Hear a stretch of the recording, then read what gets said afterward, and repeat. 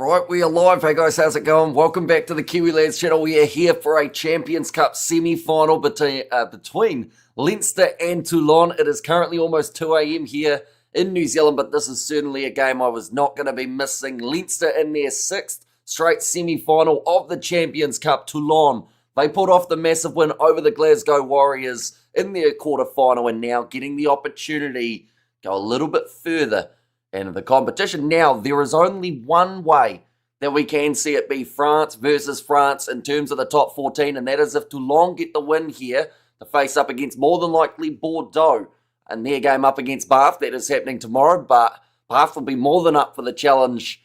It's a good top 4 and a very exciting one, but this game only moments away from kicking off. We'll be looking through at the starting lineup, a little bit of their form heading towards start of this game, but it is at the Aviva. Leinster have got themselves the home field advantage and their side is pretty stacked for this contest. Andrew Porter, Dan Sheehan, Thomas Clarkson as the front row. Joe McCarthy alongside James Ryan in the locking duo with Jack Conan, Josh van der Flair and Caelan Doris as the number 8. Jamison Gibson-Park alongside Harry Byrne, a combination that Leinster have been going with quite a bit as of late. Rieko Ioane out on the left wing, Robbie Henshaw and Gary Ringrose in the midfield, Tommy O'Brien out on the right wing, and Hugo Keenan at number 15. I will mention Sam Prendergast as well as the option of Jamie Osborne off of the bench, so a couple of the younger Leinster players getting the chance later in this matchup.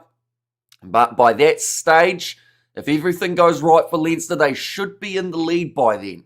We'll have to wait, of course, whether or not Toulon have a nice bit of a fight in them heading into the later stages. Looking through at their starting lineup, plenty of French internationals in the mix. In the front row, Jean-Baptiste Grue alongside Babigny in the 2 jersey and Kyle Sinclair, the English international, or ex-English international, as the number 3. Mizo alongside David Ribbons in the locking duo with Junior Kipoku as the 6. Charles Olivon at 7 and Shiosvili slotting in as number 8. Ben White and Thomas Albinoz. There is a lot of attacking flair between those two men. Out on the wing, it is Setariki Tuithuvu, Jeremy Sinzel in the midfield alongside Juan Inacio Brex, Galdran, and then Melvin Jaminet as the number 15.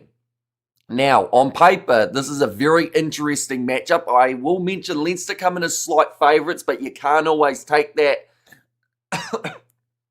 as the complete outcome of these games. We did see in the Glasgow Warriors Toulon game that Toulon were about the same underdog as they are in this match. So I'm excited about this one. We have got there Sir Johnny says go Toulon, and Leinster have never beaten Toulon.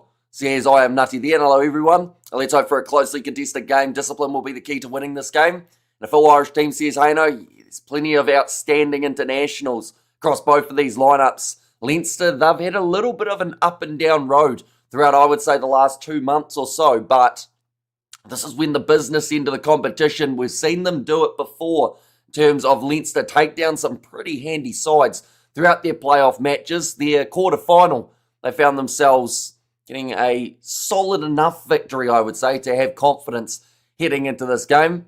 We have got there Toulon have never lost to Leinster. Says, I am nutty there. And also, will you show the live match? Sadly not, but it is available on EPCR TV for us here in New Zealand. Anyone who's got themselves that season pass will be able to watch these games, not for free, but it's probably about less than $1 then if you got it right at the start of the season.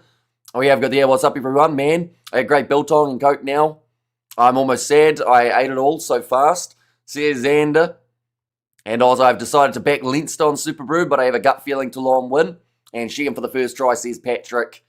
And there as well. But looking through at some of the form for these two sides, starting off with the home side, Leinster. Their recent games, they were able to beat Edinburgh in the last 16, 49 points to 31. Quarter-final up against the Sale Sharks, 43-13. Both games at the Aviva, just like this matchup. So that is the one big bonus. If they had to head to France for this game, I think maybe different story in terms of the looking of the scoreboard.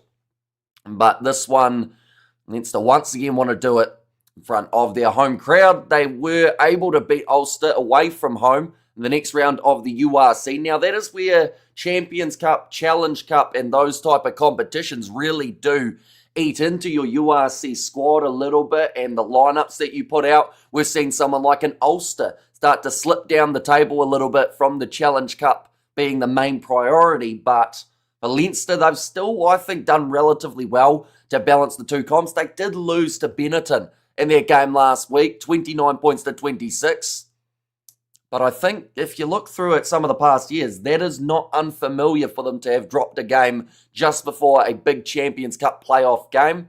It's just whether or not they can get that momentum straight back, get themselves back on the winning path. For Toulon, they were able to beat the Stormers in the round of 16, 28 points to 27. They won their quarter-final up against Glasgow. That was 22-19. What was an incredible performance away from home. They then went into the top 14 with a bit of momentum, getting 2 wins in a row and bringing up a combined 99 points from those 2 games. But the semi-finals, we've almost finished all of the pop-ups, ladies and gentlemen, but semi-finals, Leinster, they do come in as the favourites, like I mentioned. There is another game around the corner that is going to be Bordeaux versus Bath. For anyone following the Challenge Cup, Ulster versus Exeter is taking place in around 2 hours and 30 minutes time. And then Montpellier versus the underdog Dragons, who are the biggest underdog of all of these matches. In fact, I think they're one of the biggest underdogs across any competition around the world for this weekend.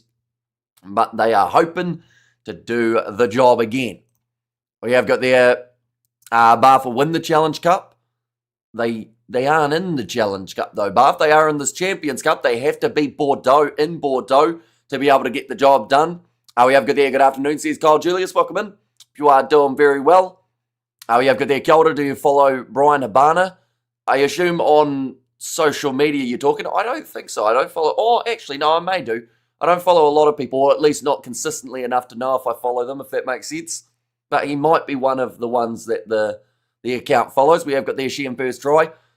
And also, you are doing Challenge Cup as well, by the looks of it. But I will mention, I won't be able to do the final of the Challenge Cup, and I also won't be doing the other match of the Challenge Cup. So this one, Exeter Chiefs versus Ulster, that is coming round the corner. It's not so much a continuing with the competition that I've been covering. It's more so I just want to watch that game, and I think it's going to be a really good one. Who are you predicting to be in the Champions Cup final? Who do you think will win it? For me, I'm thinking Leinster-Bordeaux, which for one, absolutely fantastic final if that is the case. Last year, Champions Cup final, we saw Northampton versus Bordeaux, didn't we? But I do think that Leinster on a neutral playing surface would have a little bit of a better chance than Northampton did. But like, I'd take any final at this point. I think all 4 sides, from the way that they've played in their previous games of the comp, they all deserve to be here. What does the weather look like? It looks all right at the moment from what I've been able to see. There's a little bit of sun out at the Aviva, unless that's just the lighting. But I think it doesn't look too bad. It should be a relatively open game. A little bit of kicking back and forth, of course, but that is what you're used to seeing in these type of big playoff games. But I am definitely interested to know, are they going to be kicking for the corner or taking the points? Taking the points is probably not a bad choice in this scenario, but we'll wait and see what happened to you here. I slept on it, so it probably looks a little bit wonky, but I also didn't have any time to be able to adjust anything. We have got there, how can I watch the game live? Please help me. So your best option of being able to watch the game live would be on EPCR TV, depending on where you are in the world. Also on the Europeans Champions Cup website, it will give you your where to watch options around the world. So I definitely say keep an eye out on there. Tomorrow game, says ANO.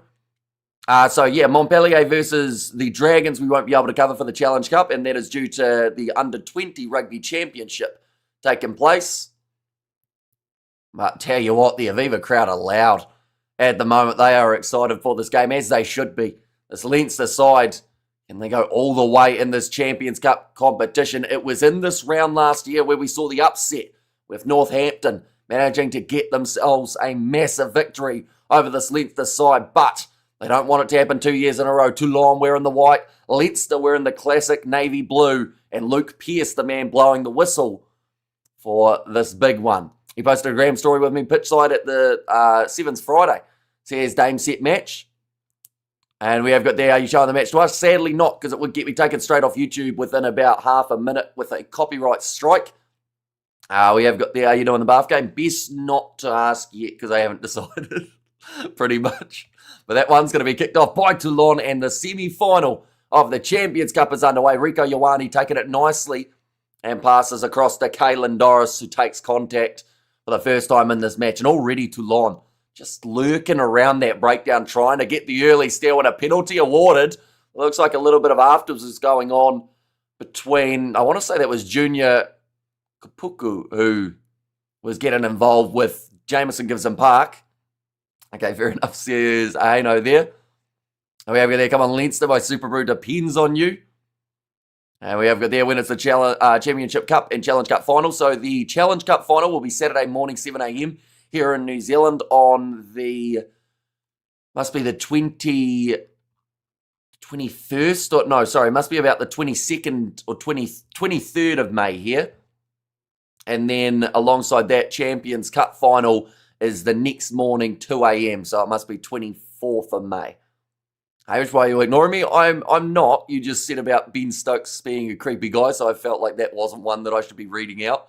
It wasn't anything against you. It was just I was trying to catch up in the chat as it was going very quick. You also asked if I like chocolate chip cookies. I don't mind them. I mentioned on an earlier stream that I ate 3 of them from Subway. Now that ball's going to be loose, nicely taken by Jaminet. Now passing away to the left-hand side. Bit of position here for the away team, which is exactly what they need. Nice run up the middle from Galdren. Now a knock on there in the breakdown. Already it seems like both of these sides are going to go at a pretty quick speed in the early stages. We have good there waking up to you. And then listening to you in a sun sipping the cider. Sounds wrong, says Fleshin. You got a new profile picture though. I do see that you've managed to got, that's a big flower in there. Managed to got's not the best English, I have to say. That was quite poor from myself. But we see it there. Just the knock on from Ben White, although it was half by forced from Andrew Porter. Getting a hand nice and in there and giving it a bit of a slap. Okay, Ben White's just said, did you see the replay, Luke Pearce? That looked like he kind of played that ball from the breakdown. Not forgetting listening to Haino in between. And Reds won against the Brumbies. They did, yeah, big win for the Red side, which just makes the Super Rugby table that much closer now. Which means, honestly, anyone can make that top 6, except for Moana Pacifica. Unfortunately, that is the one side that can't. Ben Stokes is traitor, so it's good that you didn't read about him, says Jaden.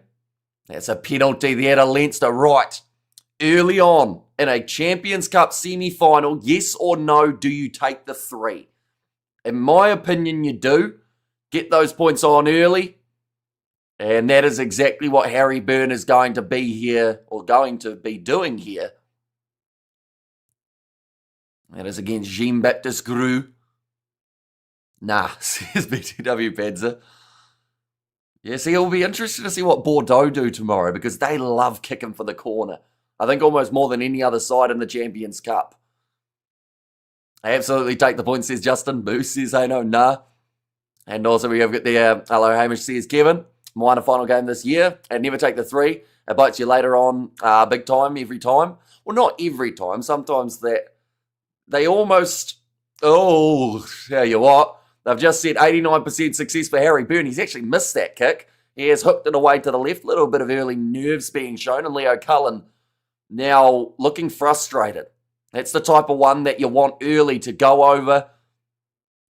89% is not exactly a low kicking percentage either. Toulon, they'll be liking that one quite a bit. See, I know it, says BTW Pad, saying yes to take the points unless your return ratio and other 22 is over 80% like Bordeaux and the Saints, says user. Now the ball is in the hands of Toulon. A little bit of a kicking battle to take place up until Ben White goes across to David Ribbons. Low tackle made. It has gone backwards in the tackle of McCarthy. A lot of ball kind of panic, I would say, in the face of Toulon there, the way that they were trying to get it out wide. They had a plan in mind to get it to Tui Thuvu, but there were about 2 or 3 mistakes in the build-up that just seemed like it wasn't quite as smooth as they would have liked. But 5 minutes into this game, if these sides still sit 0-0, and Ben White clearing kick downfield. Now Harry Byrne round the halfway line. He has to try and take that kick straight out of his mind. Here's Rieko Ioane. Can't quite get through the New Zealand international. Now Gibson Park. Where's that ball gone? I think maybe Gibson Park tried to pick it up and completely missed it. There is going to be now an advantage in favour of Toulon. Big driving tackle from Tommy O'Brien. And he has certainly decided to throw that way around early. And the nerves in the big game took away precious points. And get the points on the board, says Anthony there. I'm going with Leinster, says Kevin as well. World Cup is next month. You should do some live coverage. Which World Cup are we talking? The football, the T20 cricket, Women's World Cup? There's a few coming up in the near future. That one's going high, and that's a nice take from Charles Olivon. Now away to the right-hand side for Toulon. They thought about going with the kick downfield, but Jaminet decides instead he's got numbers to his side. Sinzil. A little bit of a counter ruck. It was not ideal from Caitlin Doris. Ended up playing the 9. I don't change what worked for you if you've got to the playoffs, kick into the corner. I change penalty kick is no guarantee. See, there's Ronald there. And Bath is a quick team. They certainly are. There's only one World Cup, says user. So which one is your one World Cup that you count out of the many that are taking place, user? So we're talking about this year. You've also got the Rugby League World Cup taking place. We've had a T20 World Cup already for the men's side of things. I think there's even a Netball World Cup, isn't there? Now, Toulon, they have the opportunity to either go for the corner or take the 3. Rugger. So next year, unless you're talking the under-20s World Cup. Even though some people don't call that an under-20s World Cup, they call it like an under-20s competition. Now Toulon, they are taking on the 3 points. This one will be from just inside of their own half. I would say 53 metres out from the line. So I'll have to give it a hefty boot, but Jaminet does have a very handy bit of distance under his belt. Just realised how wrong that sentence sounds when you actually put it together. I'm never going to word it like that again. He can kick a ball far is what I should have just said. It would have sounded better in the long run. Jaminet, a much better kicker. Points are small, says I am nutty. Now striking this ball. And he has missed as well. Away to the right-hand side. 0 from 2 in the kicking department for these two sides. So at least they've cancelled each other out. But it'll be a little bit of a frustrating run for both of the kickers. And Amani Jaminet, says Mark there. And also we have if he kicks it over Fears, he's going to miss it. Says Haino. Yeah, early pressure. I don't think there's a huge amount of wind at the Aviva either. It's just maybe not quite feeling like you're striking them the way that you normally do. And now they will go to the corner, I guess. Yeah, both sides possibly will. Now Jaminet goes back up high. This will be just outside of Leinster's 22. That was a perfectly weighted kick and a huge amount of pressure on on Hugo Keenan by Olivon. Now away to the left-hand side, Andrew Porter, 2 precious misses. Nobody outside of NRL land is watching the Aussie League World Cup. Says Fleshin. I think there'll be a few, I would say, Tongans and Samoans, as well as some Kiwis watching that World Cup closely. Definitely with the squad that Samoa have heading towards that competition. They have got an absolutely stacked team. Probably coming as one of the big favourites. That one's going to be put into touch. Toulon take it quickly now. Poor crowd in the Aviva Stadium today. As in, like, numbers-wise, or just the way that they've, like, reacted? Because from the sounds of it, when the two sides were about to make their way out onto the field, like, the crowd were loud. And I don't see many empty seats in the background. Of course, there might be a few more up further in the stand. There is an offside advantage, and in fact, penalty now awarded for Leinster. Ready for the Rugby World Cup this year, says Mohadin. And what a great performance by the Reds earlier today. And will Rico make Rennie's All Black squad? Very hard to tell. I think, nicely done by Toulon, keeping the ball in the field of play. So missing touch for Leinster. Another mistake off of the boot. Take from Harry Byrne. And he looks like he's going to be sending this one high. Hugo Keenan chasing after it. But that one might be a little bit too deep in terms of the kick too. Jaminet sees a bit of space in behind, wanting that 50-22. Although Ioane as well as Byrne are back there ready to cover. That's an awkward bouncing ball.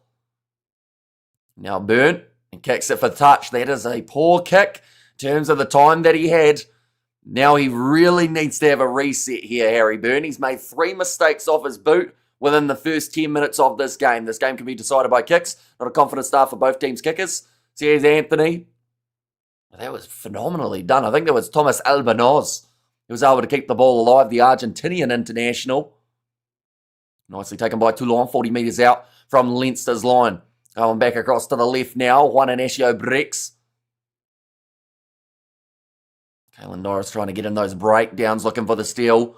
Do we need to get Sam on? I think it's a bit early to be chucking Harry Byrne off just yet, but he definitely, I think he needs a reset. He just needs to calm down. This is a big game. Of course, they'll know what happened last year as well, Leinster, at this location. So you kind of, you have that in the back of the mind. For a lot of these players, it's just that slight one big moment for you that can completely turn around a fixture. And Harry Byrne needs one of those soon, I'd say. Oh, ball stolen by Leinster. Jameson gives him back down for the grubber in behind, looking for a 50-22. Rieko Ioane is getting back there to try and cover close to the sideline. And Toulon kicked the ball out, but they are now within their own 22. Leinster with a line-out throw, and that is a big moment now. We have got the, as I said, NRL land covers those places. No offense, says Fleshin. And we have got there, do we need, oh no, I read that one about Sam. And also we have there, I suppose if you're a new student in a college, then a person, when you're 5 minutes new, school asks you, how is school? Would you call them a weirdo? Probably not. But that's normally the small chatter that you do right at the start of, it's a good way to get the foot in the door. What are you studying as well, I'd assume, is the next question after that. It's probably someone just making friends with you. Now running this one forward, Robbie Henshaw. Oh, great steal on the breakdown from Toulon. Oh, no. Albanoz didn't take it with him. I thought that he got straight in there, lightning quick, and ripping it away. Now, Rieko Ioane, two-man tackle on him, including his opposite number, Tuithuvu. Now, short side, Gibson Park, goes to Josh Van der Flair. The crowd now getting behind the home side. Pretty loud, too, in the Aviva by the sounds of it. Harry Byrne runs it forward, doesn't quite find the pass to Conan. But 5 metres out from the line, Jack Conan's over the line, and Leinster strike first in the Champions Cup semi-final. Decent clearance there by Albanoz. Says Haino. I can enjoy both NRL and Union without any issues. Says Samuel, but it is Caelan Doris. Oh, sorry. No, it isn't. It's Jack Conan. He does get over for the first try of the contest in that number 6 jersey. He has done a lot of shuffling throughout this season. Is that a weird question? No, probably not. Like I said, it's probably just a conversation starter. Because then they can ask you about what you're doing there, like what's happening. All that sort of thing, but that's a nice finish from Conan. He had about 3 or 4 Toulonians. I don't think that's what someone from Toulon is called, but they were all on him. But he just powered over to score the first try. No weird questions, only weird people, says Samuel. How well done, the boys, says Michael. And yes, says Haino, Harry Byrne. Kick here now. Deep breath. And that one goes over. That is going to make this one 7 points to 0. So many random people in this league, as in like rugby players. How's Rieko gone? Couple decent moments from Rieko Ioane so far. He hasn't had that massive big break of the line or anything like that, but he's been chasing hard. He's had a couple carries. That should settle the nerves. Leinster has a bad record in playoff games last couple of years, says Ronald. Yeah, although the benefit that Leinster have is they've at least had a bit of consistency in terms of getting this far. It's just these next couple matches that are normally the hurdle for this Leinster side. They are one step closer to a final matchup. I believe they're taking place in Spain, the finals. On neutral territory. So many Ben Whites in a sport. Or sorry, and I assume that's just sport in general. Although the rugby Ben White might be the same Ben White that you think he is. As well in this scenario. Who do Leinster play if they win? The winner of Bordeaux versus Bath. So that'll be, once again, a very intriguing one. That one was almost stolen in the line out, but Toulon have the possession round the halfway line. 14 minutes in, breaking through. Uh-oh, that man's sleeping badly. I think, this looks like Robbie Henshaw is completely out cold. And that looks like maybe the neck as well as potentially getting knocked unconscious there for Robbie Henshaw. Toulon were asking the referee whether or not they could have kept going, and ref said, no, we have to stop that one. It's So they will have the scrum Toulon, but that is concerning for Leinster. They have got the men off the bench in Sam Prendergast or Jamie Osborne. I think we're going to be seeing one of them now. More than likely Osborne to take on that number 13 jersey. Or sorry, number 12 jersey, in fact. Which Ben White I'm talking about as in another sport apart from rugby. Says Jaden, and also we have there High All, come on the boys in blue. Says Holdery, coach of Leinster. It is Leo Cullen. He's had a interesting path as Leinster head coach, I have to say. We'll want to put some silverware in the cupboard or in the trophy cabinet. And this does look like there'll be a relatively lengthy stoppage here due to this injury of Robbie Henshaw. They are bringing the stretcher out as well. I think it was just a case of head on the wrong side trying to tackle Shioshvili. Just went straight over the top of him. Did you check my Discord message? I have not. I've only been on Discord briefly for putting the links of the weekend. But other than that, I haven't been on it yet. Who's the coach of the Bath? Says Mohadeen. Who have Bath got as their head coach at the moment? I can't even think of his name. 1 second. The beauty of Google. Johan van Graan, or Graan, is the man in charge. And now just a bit of a stoppage here while they do get Henshaw sorted out. And from there, they will get back underway with a Toulon scrum. Foreboding Leinster knocked out, says I am nutty. Would you shower for 48 hours just for some $1 billion? I mean, your water bill's probably going to be quite high for that time, but I guess so. If it was for $1 billion, that's quite an amount. The question I have, though, is who's watching that, who's watching that to officiate it? Is there someone in there with a timer in their hand just watching me while I'm just standing there? Rassi's replacement. And also Johan van Graan will be the successor to Rassi. And Van Graan is Bath. And so far, so good from Leinster. Says Haino. They are just showing the head coach of Toulon. He is furiously writing on a clipboard here. But yeah, just an interesting stoppage now for both of these sides. And sometimes these stoppages can be a good thing or a bad thing for sides. I feel like this is a chance to reset a little bit. Leinster coming into the next stage of the game with a 7-point lead. Spain again. It's an alternative destination for Northern Hemisphere and expat Southern Hemisphere rugby fans up here this time of year. And we have got there, thanks very much, Ano and everyone.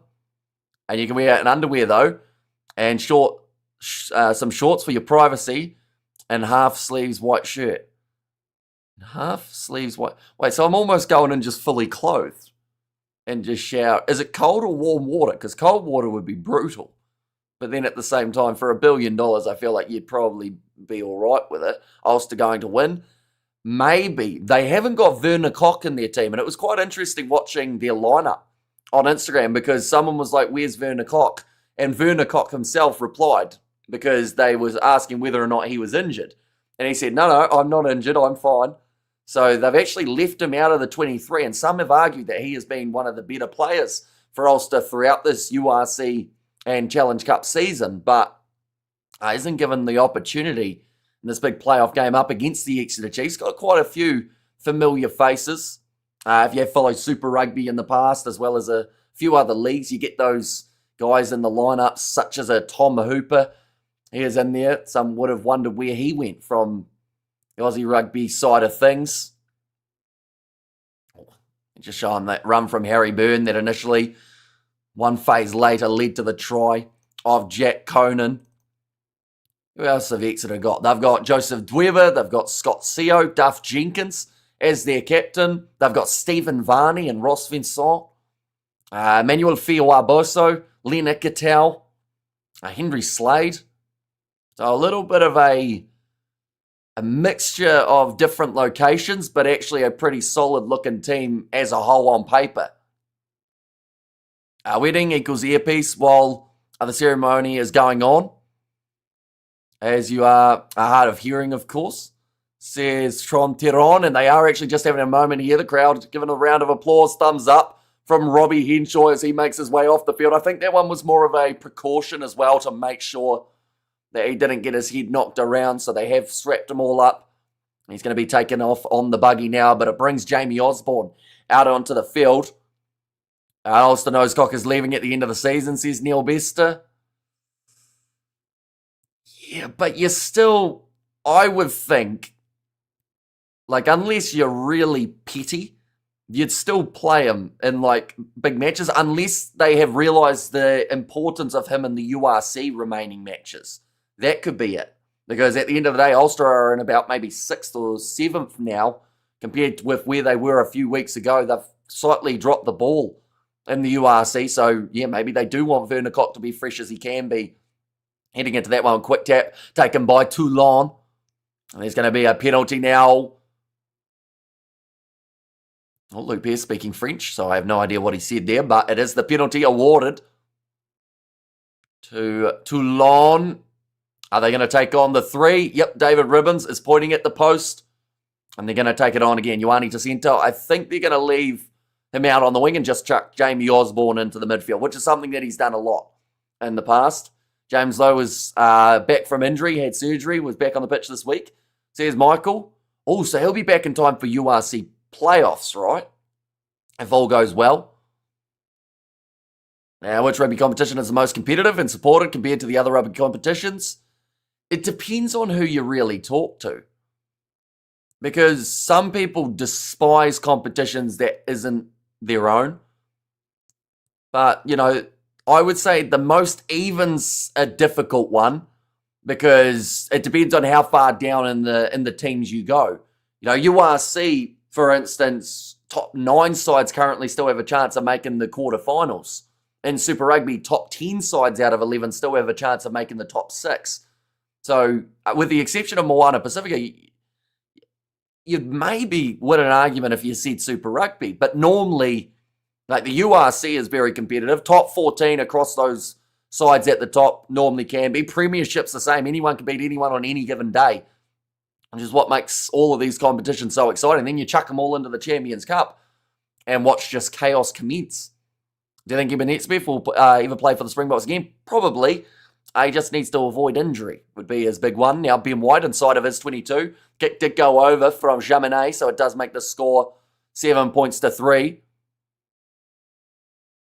We have their top 14 about 3,000 games per year. Says Lawless. URC is the best in my opinion. Super Rugby is too chaotic. Says Haino. 17 minutes in, and that one has gone into touch. It was a good take from David Ribbons initially over the kickoff. Also, a little bit of connection between that was O'Brien and Fiuwaboso. Didn't Ribbons play for England? He did, yes. But he was South African born, I believe I was told, last stream involving Toulon. Now going away to the right-hand side, Caelan Doris.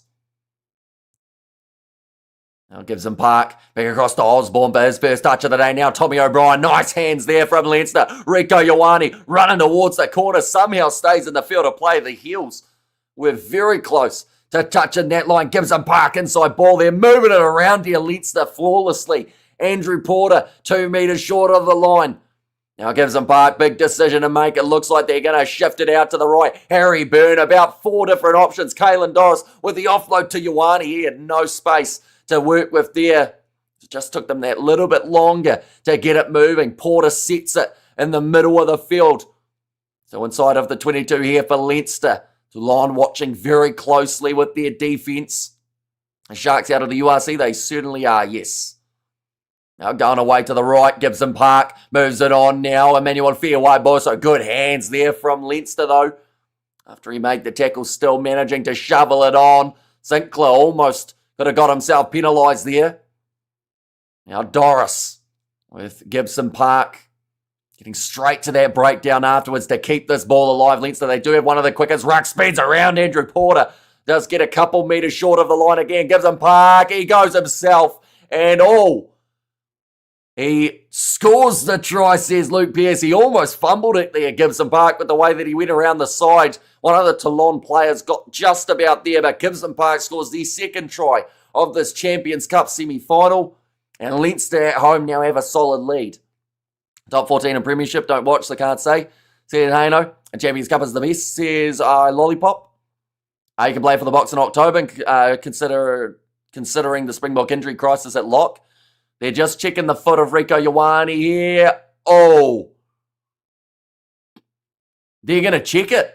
They're going to go right back about 10 phases, maybe even 15 phases to see if Ioane's line or foot brushed the line. This is going to be a long time to go back for. It is within the laws, though. They did change it that it is... Oh, it was almost a knock-on from Gibson Park there in the breakdown, too. So they may check that one. This will take about 3 minutes for them to clear everything. I think, as we won't know, unless they do a Rugby World Club Cup, which would be better than this international thing they are doing. Well, Club World Cup coming in 2028. Right. The TMO check... They're checking to see if Ioane brushes the sideline.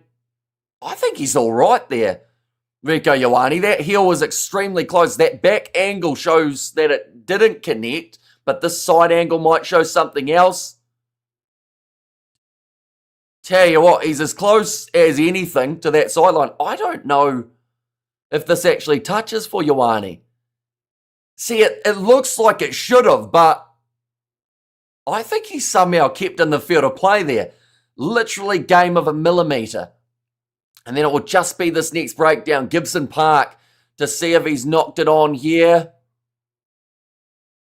There's a bit of a fumble with the ball. He initially actually ends up connecting with Andrew Porter's hand. So they'll see whether or not there is the knock on. There might be a little one. Yeah, no, he's collided with the post. That's why it looks so awkward for Gibson Park. He's pretty much run straight into the post as Kyle Sinclair was lining him up and just got smashed into it. Rugby World Cup only next year. I'm sure Coach worried for long-term injuries, consequences, missing the World Cup. Says Kevin. Okay, Luke Pearce says maybe a knock-on. But number 3 was offside. Is it really where and when? I don't think they've got location confirmed yet, but yeah, 2028 is when the Club World Cup's supposed to be taking place. Because there was a little bit of controversy around it. It's going to be 16 teams, but I think about 6 or 7 of those teams are going to be made up of Super Rugby sides. Yeah, Super Rugby has 7 invited teams, whereas the Champions Cup across all of their competitions only get 8 teams in there. So we're talking top 14, Gallagher Premiership, URC, only get 8 sides, whereas Super Rugby gets 7. So that's where some people aren't too happy. And also 1 Japanese top league team will be in there too, right? No try for Jameson Gibson Park. I mentioned it would take a little while for them to reach the conclusion, but they have. And 20 minutes into this game, back to 7-3 as the scoreline. Have we got any sort of location while I'm at it on the Club World Cup situation? But yeah, they've considered the Champions Cup as one league rather than the respective competitions. But also 16 teams in a Club World Cup doesn't seem like a lot. You know, I would have thought you go maybe either, 32 might be a bit too much when it comes to travel, but maybe like 24, something like that. I guess 16 makes it easy. You have 4 groups of 4, top 2 go through to maybe the quarters, or what top 1 goes through to the semi. I don't actually know how they're going to do it. One's going to be kicked downfield. And that does fine touch. About halfway down the field now. Albanoz, that is a very good clearing kick from that scenario. Currently just the 1 try for Leinster, that being the try of Jack Conan. Hopefully scoreboard will take it back. There we go. Leinster are taking this. Says, g'day there, morning Amish and everyone. Says, Studs Race, welcome in. You are doing very well at 2:30 a.m. here in New Zealand. There's another game just around the corner. Ulster versus Exeter Chiefs. That'll be a good one. I do think it might be relatively close too with a bit of luck. Nicely taken at the line out from James Ryan. Jamie Osborne out there on the field a little bit earlier than Leinster would have liked him to be, but Tommy O'Brien, he goes for the grubber. That was pretty late in terms of the tackle on him, but he has put it into touch only 5 metres out from Leinster's line, from Toulon's line now. It is still best versus best, so it does not bother me. It doesn't really make sense though. That Super Rugby gets so many. I'm yeah. Like, I would have thought, rather than putting it down to Champions Cup, because Champions Cup's very broad, what I would have had, if I was in charge, which I'm not, of course, I would have gone, maybe if you're going to go so heavily, Super Rugby, what are the maths? I would go, you could go 4 top 14, 4 URC, 2 Premiership, 1 Japanese top league, 5 Super Rugby? Is that the maths? I don't know. That would get you to 16, wouldn't it? But, like, yeah, for teams outside of a, like, win rate for Super Rugby to be in there when there's Champions Cup sides and URC teams, etc., winning about 70, 80% of their games and missing out, just feels weird. But line out here for Dan Sheehan. What was the try disallowed? Knock on from Jameson Gibson Park in the breakdown before he scored it. Oh, ball stolen at the line out from Toulon, but the free kick. 7 entered the line out.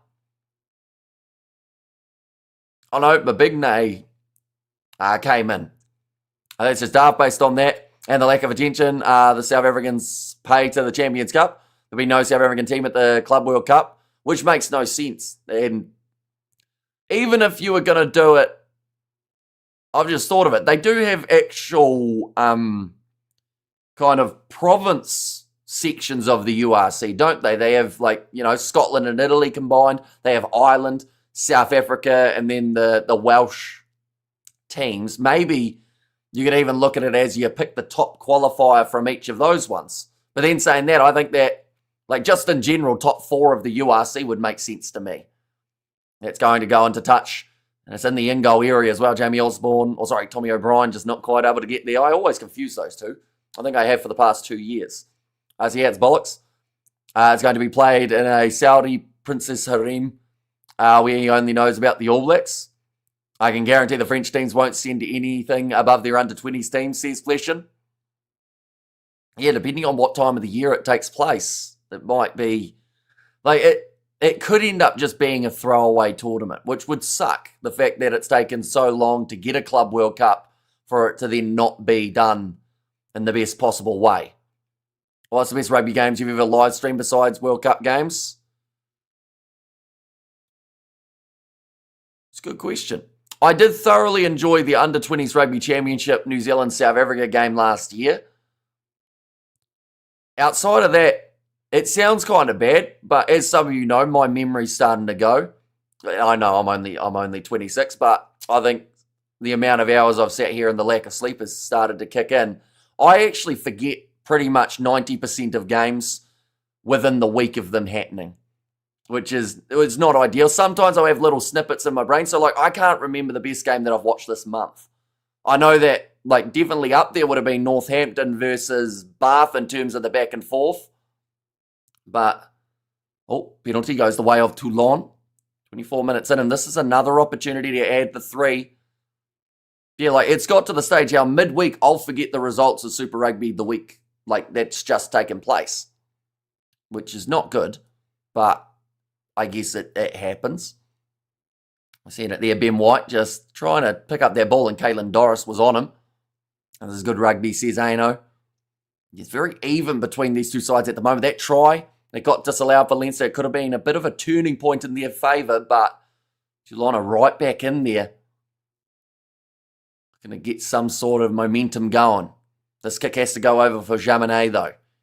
Can't afford to be taking on the 3-pointer attempts and only sit 1 from 3. 2 from 3 is not too shabby. Toulon versus Stormers is up there, says Aino. Do you think do you think Super Rugby Pacific has got weak without South Africa? Again, it depends on who you talk to. I think this year's been really exciting for Super Rugby Pacific. We've seen the Aussie sides competing early, and they still have a chance of well and truly being within that top 6. We see 10 out of the 11 sides with a chance of going through to the playoff matches. We've seen a launching of a new stadium in Christchurch. That was a huge success for the Super Round. That 3-pointer has gone over from Jaminet. And that is going to make the score difference now, just the 1 point between these two sides. Who's going to be the next one that lands that big blow out of these two teams? You know what, the Viva crowd's pretty big. Someone said earlier on that it was a bad crowd for Leinster, but I think it's looking pretty packed. As well, Jordan playing, he's still injured. He got a sore leg. He's going to be out for another 2 to 4 weeks. Harry Byrne has kicked that ball dead off kickoff. So just as they maybe needed a big moment, Leinster, they have had one in the wrong way. Well, that's a terrible kickoff, that is, yeah. You can tell that the nerves are certainly hitting Harry Byrne here. That is his 4th or 5th kicking mistake in this game. And we're only 26 minutes in. He did land that 2-pointer, though, for Leinster, which at the moment is what they have used to stay in the lead. So after the first try of Jack Conan, actually the only try that we've seen in this match, but a scrum on the halfway line, Ben White feed the ball in. Evan to Charlie Carr, also injured, unfortunately. I think he's going to be back soon, though. Now, big push from Leinster at scrum time, and they get themselves the penalty against the feet. That'll be a big confidence booster for this Leinster side. And hi, everybody just tuned in, been busy at a full house with a marathon here. Says Bruce. But now Harry Byrne to kick this one towards the touchline. The worst case scenario is he misses touch here. But he has made sure that that one has gone out. It's a club championship. It should be the top club provincial side from each of the countries playing in a World Cup. Says Ronald. Yeah, for the 16 sides, I feel like there was other ways that they could have done it. But two sides frustrated there. Because I guess, yeah, it will be the teams that make it to the quarterfinals of the Champions Cup, I assume is how they're going to determine who makes their way through. Now Jack Conan, well taken. On the way to the right-hand side. Gives him Park. Cross to Caelan Doris. There was a forward pass. We'll go back now for the scrum to Toulon. And go Rico, says Stasi.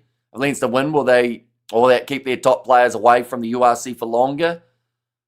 Potentially, it's a very hard balancing act for the sides that go far in the Champions Cup. I mentioned earlier on as an example with Ulster, how they were one of the sides that maybe got it a bit wrong, and now their URC campaign is suffering because of it. But I think that Leinster, the good news is they've got a little bit of depth up their sleeve. They have got a couple tough games coming up, though, in the URC. And what we can do, ladies and gents, is we can go like that. They have got the Lions and the Ospreys. Lions are no slouches this year by any means. They are sitting, I believe, in 3rd in the overall standings for the URC. And then that game up against the Ospreys should be a win, but you just never know. The week after that, though, they go straight into the Champions Cup final if they win this game, Leinster. Now, Jaminet kicks downfield again. Hugo Keenan taking it at the back. And will return fire with a kick of his own. Leinster fans calling for Harry Byrne to be Ireland 10, delusional. They just can't accept that Crowley is clearly the best 10 in Ireland.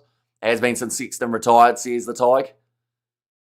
Yeah, see, that's probably currently, from an outside perspective, that's the most talked about position I have seen in terms of Leinster, is that number 10 situation. For the last Six Nations as well, the Sam Prendergast versus Crowley debate.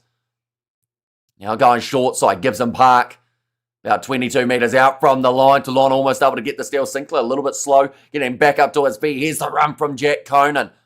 He's the lone man to cross the try line in the first 30 minutes of this game.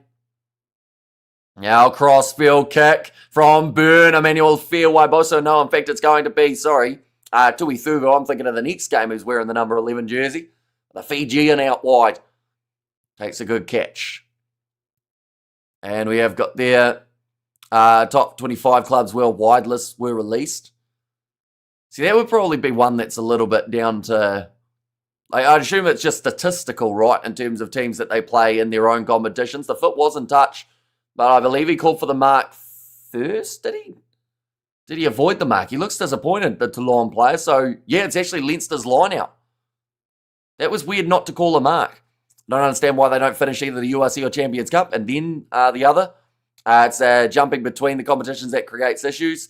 It is, but I think it's also trying to give some sort of break for certain players throughout. Like, for instance, like Champions Cup and Challenge Cup sides who haven't made it this far, they get a nice break before they jump into their next game. But yeah, it would be nice to see 7 rounds of the Champions Cup just back to back to back to back, get the competition out of the way, or have it after the URC and the Premiership and all those competitions, top 14 too. Now rolling sideways advantage in play now for Leinster. Clarkson leaves it for Gibson Park. Harry Burns slinging pass, bounces, and it goes into the hands of Toulon, so they'll go back for the initial penalty. We have got there, do think Japanese top league are generally getting better with all the South Africans and Australian and New Zealand players joining the league. Says Kevin. Yeah, there's a lot of internationals in Japan at the moment. Leinster are wasteful. Says Hayno, and hi all and Hamish. Says Robert, welcome in. If you are doing well, 31 minutes through this matchup, Leinster. They do have the 1 point lead, but she is a narrow gap between these two sides currently. And it looks like Leinster are maybe opting towards that quick tap. That Welsh turncoat isn't playing in this game, says Fleshin. The Welsh turncoat, who is that? Oh, nice run from Josh van der Flair. He's over, and he's allowed one movement. He has scored it. Luke Pearce was on the other side of the breakdown, but I think the TMO will probably award this as a try here. I hope you're doing well, thanks. I slept in today. Says Robert. Sleeping would be great, wouldn't it? I think tomorrow morning, or after this live stream, we've got Ulster versus Exeter Chiefs. Then I'll be sleeping for maybe about 3 hours is the plan. And then I'm going to take my mum golfing. Which does sound nice, but it could be a punishment depending on how badly me and her play. Yeah, that's fine. From Josh van der Flair, all in one motion, getting that ball down. And that is going to be a try awarded as a Kiwi. I thought this would be on Sky Sport here, but it doesn't anyone know where to watch it. So it is on EPCR TV. Used to be on Sky. That was actually last year that we saw them have the rights, but then they lost the rights to the EPCR TV app. Fee is Welsh, says Fleshin. Is he? I didn't actually know that. Josh van der Flair, it's a good day to be a loose forward for Leinster at the moment. The only one who hasn't scored is Caelan Doris, but give him time. The score now sits 14 points to 6. He has converted there. An 8 points difference between these two teams now. If Leinster can get themselves one more before halftime, they will well and truly be in a great position. In fairness to Leinster, they have the most creative moves from the 5-metre taps. See the Tig. Yeah, they just find a way, don't they? Like the rolling maul is something for Leinster we haven't seen. Like, they've scored tries of it, but I don't think it's been as effective as some of the past years. It's hard to rolling maul up against French top 14 sides, though, because they do normally have those big, solid forward packs that know how to defend them. But, yeah, I do love a good set piece off the quick tap. Moana Pacifica throwing a few different looks at the Blues in the first half of their contest. There was even the lift in the middle of the field to lead to a try. Rico Ioane making the tackle there on Toulon. Halfway now. Ribbons. Goodbye, Andrew Porter. Cardiff boyo. And it's going to be still on the side. Oh, Ben White.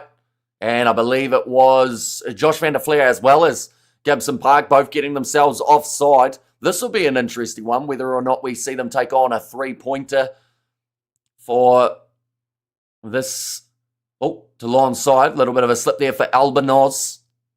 Northern Hemisphere season. Just brutal on everyone. Club International Club, EPCR Club, Six Nations Club. The coaches must be great at blindfolded underwater 3D chess, says Studs Race. And this ref is making me angry.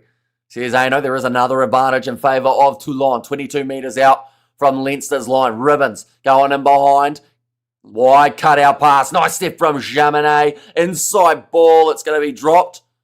Goes backwards, so it is still the advantage. No, now they're going back for the initial penalty. Kicking for the post keeps Toulon in the game, but doubt they can win it that way. Will at some point have to take chances. Kick for the corner.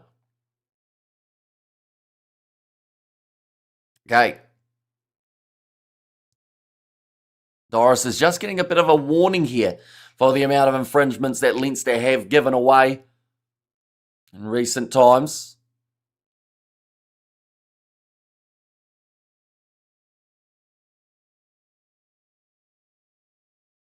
That was an interesting one.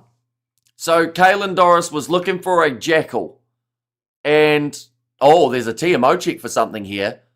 But, yeah, Caelan Doris asked, what more do I have to do in that jackal? And the referee said, that's a good question. That's a good question. I'm trying to stay consistent. In other words, he didn't give him an answer for what he had to do better in that breakdown. Andrew Porter could be going to the bin here for a potential yellow card, a head-on-head collision between him and the big Georgian number 8, Shioshvili. No, says Duds Race, I think this is going to be the first card of the game, isn't it? And it is going to be Andrew Porter. Does receive it far too upright in the challenge.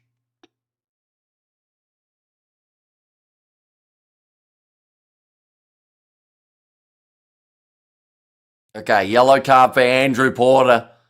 And Leinster now are going to be down to 14 men in this contest heading into the second half. Still 5 minutes remain of the first two. I went to Wales for 2 weeks, says Bruce. 8 minutes. Sorry, not 8 minutes. 5 minutes remain in the first half. 8 points separating there. And where's the mitigation in that one? It was, they said, for the Georgian player falling back, seeing as someone else was tackling him. I believe is the ruling from Andrew Pearce there. Oh, sorry, not Andrew, Luke Pearce. If you could join any team, Hamish, what position would you play? Oh, I think I'd be decent at running drinks, but as long as my team doesn't score too often, because or else I'll get puffed. But I always say the only position I could potentially play now is maybe halfback. Just because I'm not quick enough to be out on the wings. I'm not probably solid enough or decent enough in the running department to be a centre. I don't have the kicking boot of a number 10. To be fair, I probably don't have a kicking boot of a number 9 either. I think the drinks would be the better option. Now going away to the right-hand side, Ben White goes to Jean-Baptiste Grue. There's a lot of conversation going on between Pearce and his TMO, and there is now going to be another Toulon advantage. Jaminet moving it on, out wide chance for Tui Thuvu, and he will run through Gibson Park and score the try for Toulon. They are not out of this contest as of yet. No Bungawal, says Aino there. Seta Tui Thuvu. And 10's going to the bin. Leinster have got 2 yellow cards.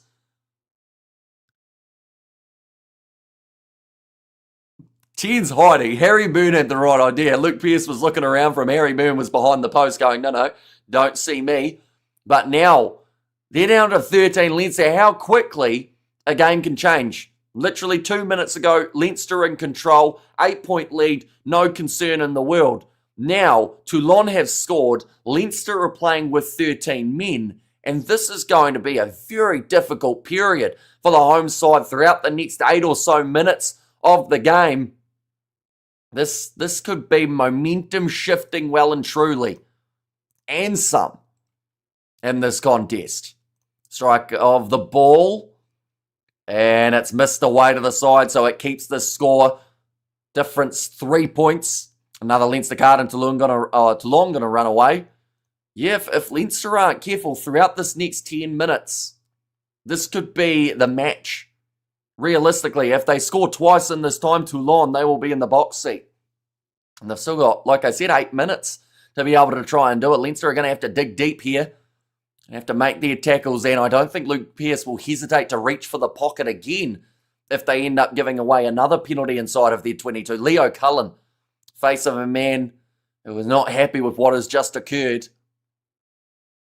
And now kicked off low and hard from Leinster. Harry Boone is off the pitch with a yellow card and what has been a nightmare game for him. If you really think about it, it all came from that kickoff going dead. About maybe 8 minutes ago, that was when we saw the momentum shift and Toulon started getting a lot more of the ball. Here's Albanos, find space as you would when there's 13 up against you, kicking it in behind. Awkward bouncing ball for Rico Ioane. That looked a little bit high on him. He's looked for the offload, almost gave it straight back to Charles Oliphant. Now 5 metres out from their own line here, Leinster scrambling trying to find a way of stopping this momentum. Why do Leinster get so confident before these crunch games? Says Dr. Deco. I haven't seen the confidence, to be fair. I think that they realise what happened last year, know that they haven't got the greatest record in some semi-finals and quarter-finals of the Champions Cup. Or sorry, more semi-finals. That one's going to be booted into touch by Jamison Gibson Park. And go Toulon, says cross-boarding. And I'll play at number 10. Maybe I could match Marnie LeBox kicking or Sasha. And afternoon, Hamish, nice to see you, says Ruth. It's good to see you here too, Ruth. Currently, I believe, 4:50 in South Africa. Nice afternoon kickoff for this contest. One more card, please, Ref. Says cross-boarding. So I guess my big question cross-boarding is, are you a Toulon boy, or are you more so just hoping that Leinster lose? I assume it's the second one, right? Rather than being specifically a Toulon supporter.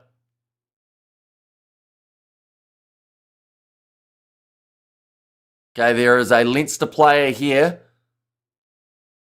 Looks like, yeah, it's Rieko Ioane. Now, I mentioned about that shot that came in a little bit high on him. Nothing got checked.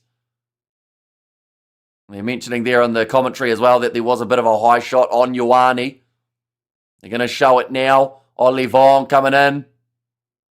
Okay, the crowd are going to cheer that one to try and get the TMO to check it out. It's shouldered to maybe the head of Ioane. Like they've said, if anything, it's a glancing blow. I don't think there's a lot in there. No. Says cross-boarding. And 1-1. And how many players can the ref send off? Maybe another one here. Although I think Olivon should be fine.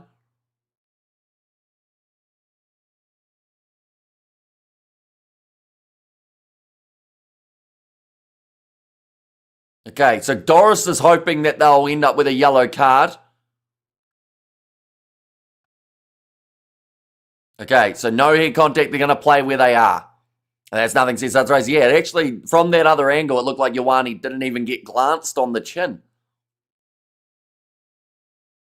Okay, Doris is not happy. He is having a long conversation here with Luke Pearce.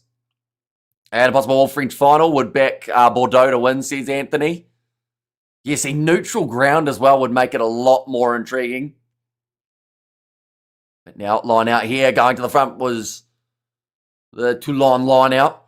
Now, backline movement, Juan Inacio breaks. That's a miscommunication there between two Toulon players. I believe it was the centre peering a little bit of confusion. It means that Leinster do have themselves this scrum right at the end of this first half.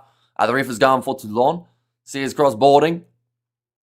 And you also have, I don't even know how you pronounce that in New Zealand. Not that I know of anyway. I haven't seen any in the supermarket, or I don't actually know what they are. I assume they're food, right? Right, changes being made here for Leinster as they do need Jerry Cahir on. Rieko Ioane has been taken off the field so that Cahir can take part in this scrum. Bath better forwards, UBB better backs. I would back Bath there, says Bram, even with it being in Bordeaux. Because, yeah, Bath, I think it all rides on Finn Russell's shoulders, doesn't it? In terms of what can he do. Because, like you said, the forwards are strong up front, but the backline's got a fire too.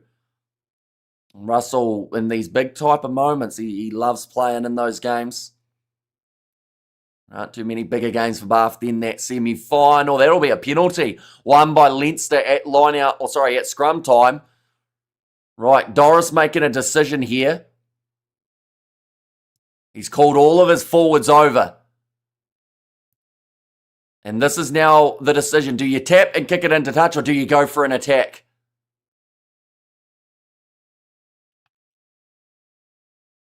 Okay, they've said tap it first if you want halftime, and that is what Leinster want. At the end of the day, they do lead in this situation. I thought Leinster were going to win this game.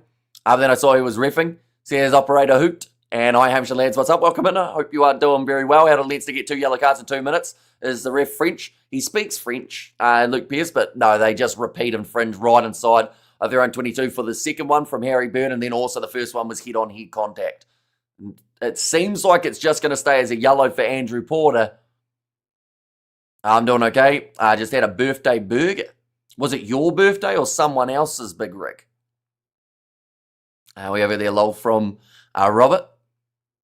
And also we've got there, also we'll see about that, says Cameron, for that next result. I really want a replay of that scrum. Penalty didn't seem right at all, says Studs Race. Yeah, halftime in this contest, 3 points separating these two teams. Leinster don't have all of their men on the field. They currently have 13 players out there. My birthday, says Big Rick. Well, happy birthday then. Well, it's on Monday. But someone bought me a burger today. Also, the early birthday burger. Yeah, Viva.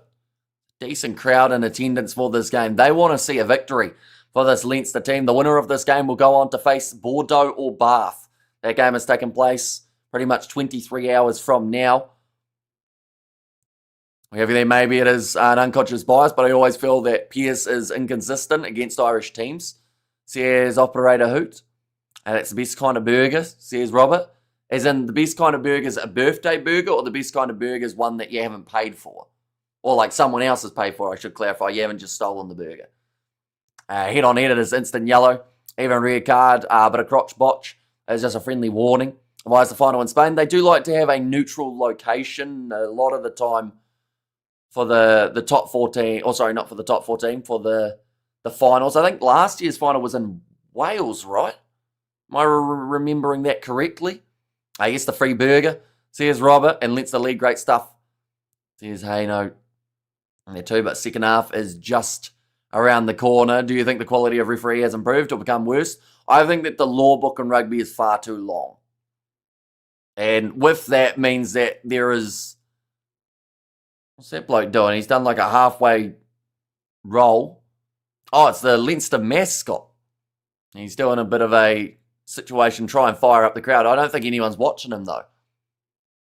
But, yeah, I think that the law book is far too intricate. And because of that, it means that a referee just can't do well enough in that scenario. Like, at the end of the day, the referees are going to have mistakes because it's that long and that, like, many different laws that you just can't watch for everything. Yes, Pierce hates Leinster, says Hillary.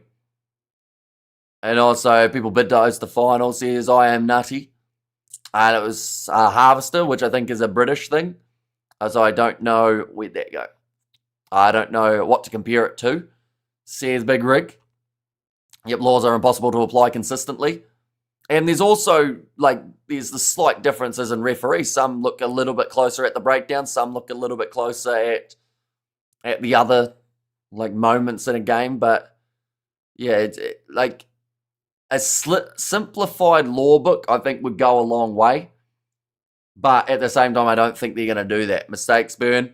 It's painful to watch, says Vinton. He's had a rough game so far. I believe bar forwards will dominate up front and give their backline more than enough opportunities to fire, says Bram. And we have got there, is that Dumpling, Xander, says Ruth, and like a middle ground between a fancy restaurant and a tacky one. Good for families and boring people, says Big Rig. See, I wouldn't mind a burger, but again, there's just nowhere to get one from here. Not a decent one anyway. Closest decent burger place is probably 30 minutes from here, which is about the distance of a lot of different places. At halftime in this contest, the 3-point lead for these two sides. Second half, they've got plenty of options to go to off of their bench, although Leinster running a little bit lighter. They've had to bring on Jamie Osborne early due to the injury of Robbie Henshaw. But looking here, what I can do is show you the upcoming games for these two sides. Leinster still have 2 more matches of their URC. It is going to be up against the Lions as well as the Ospreys. Now, currently, in terms of the standings of the URC, Leinster find themselves in 4th. They are on the same points as the Lions. They are 2 points behind Glasgow, and they are 3 points behind the Stormers. If they win both of their remaining contests, they could be number 1 qualifier. Still some pretty tough games around the corner for the other sides around them. But if Munster, Cardiff, the Bulls, and theoretically Ulster, they all have a chance of going above Leinster in the overall standings, depending on what Leinster do in those Lions and Ospreys matches. They did lose their most recent game up against Benetton. Had they not lost that, they could have been sitting number 1 in the standings at this point in time. In fact, no, that might be a lie. They might have been 1 point behind due to the bonus point situation, or in fact, maybe differential would have come into it. For Toulon, They have still got 4 more games of the French top 14, including that game up against Castres in June. Of course, there are still playoff games for both of these sides, maybe in the near future, but they have got Toulouse next week. They've then got Racing and then Bordeaux, so a pretty tough finish to the top 14 season. This is the way that the standings sit. They find themselves in 8th. They have to go that little bit higher, a few more victories to get towards that top 6. Interestingly enough, Bordeaux, they are sitting in 6th at the moment. Toulouse, they've got a bit of stomping ground between them and 2nd place. Some handy sides side of that overall top 6 as well. We have got their show us the match, please. I have mentioned earlier on about copyright, and if we were to show anything, we would get taken straight off YouTube, but it is on EPCR TV, so I would recommend checking that out. And also, depending on where you are in the world, if you go on the Champions Cup website, you'll be able to find your best broadcasting options. Interpretation of the law is one of rugby's strong suits. At top level, the game is so intricate. Watching on the screen ain't the same as being there also. True. Like things that we can see from the wide camera in slow motion, the referees have to make the decision in a split second. So you can understand why there are mistakes. At the end of the day, I consider it the same as the players. You're going to see a player occasionally drop the ball. You're going to see a player make a mistake in a breakdown. Referees are only human, so they are in that same boat. Would you go play golf? Or would you go play golf? It's on the right side. I'd go play golf. I am going to take my mum golfing in must be about 7 hours' time. But hopefully the golf goes well.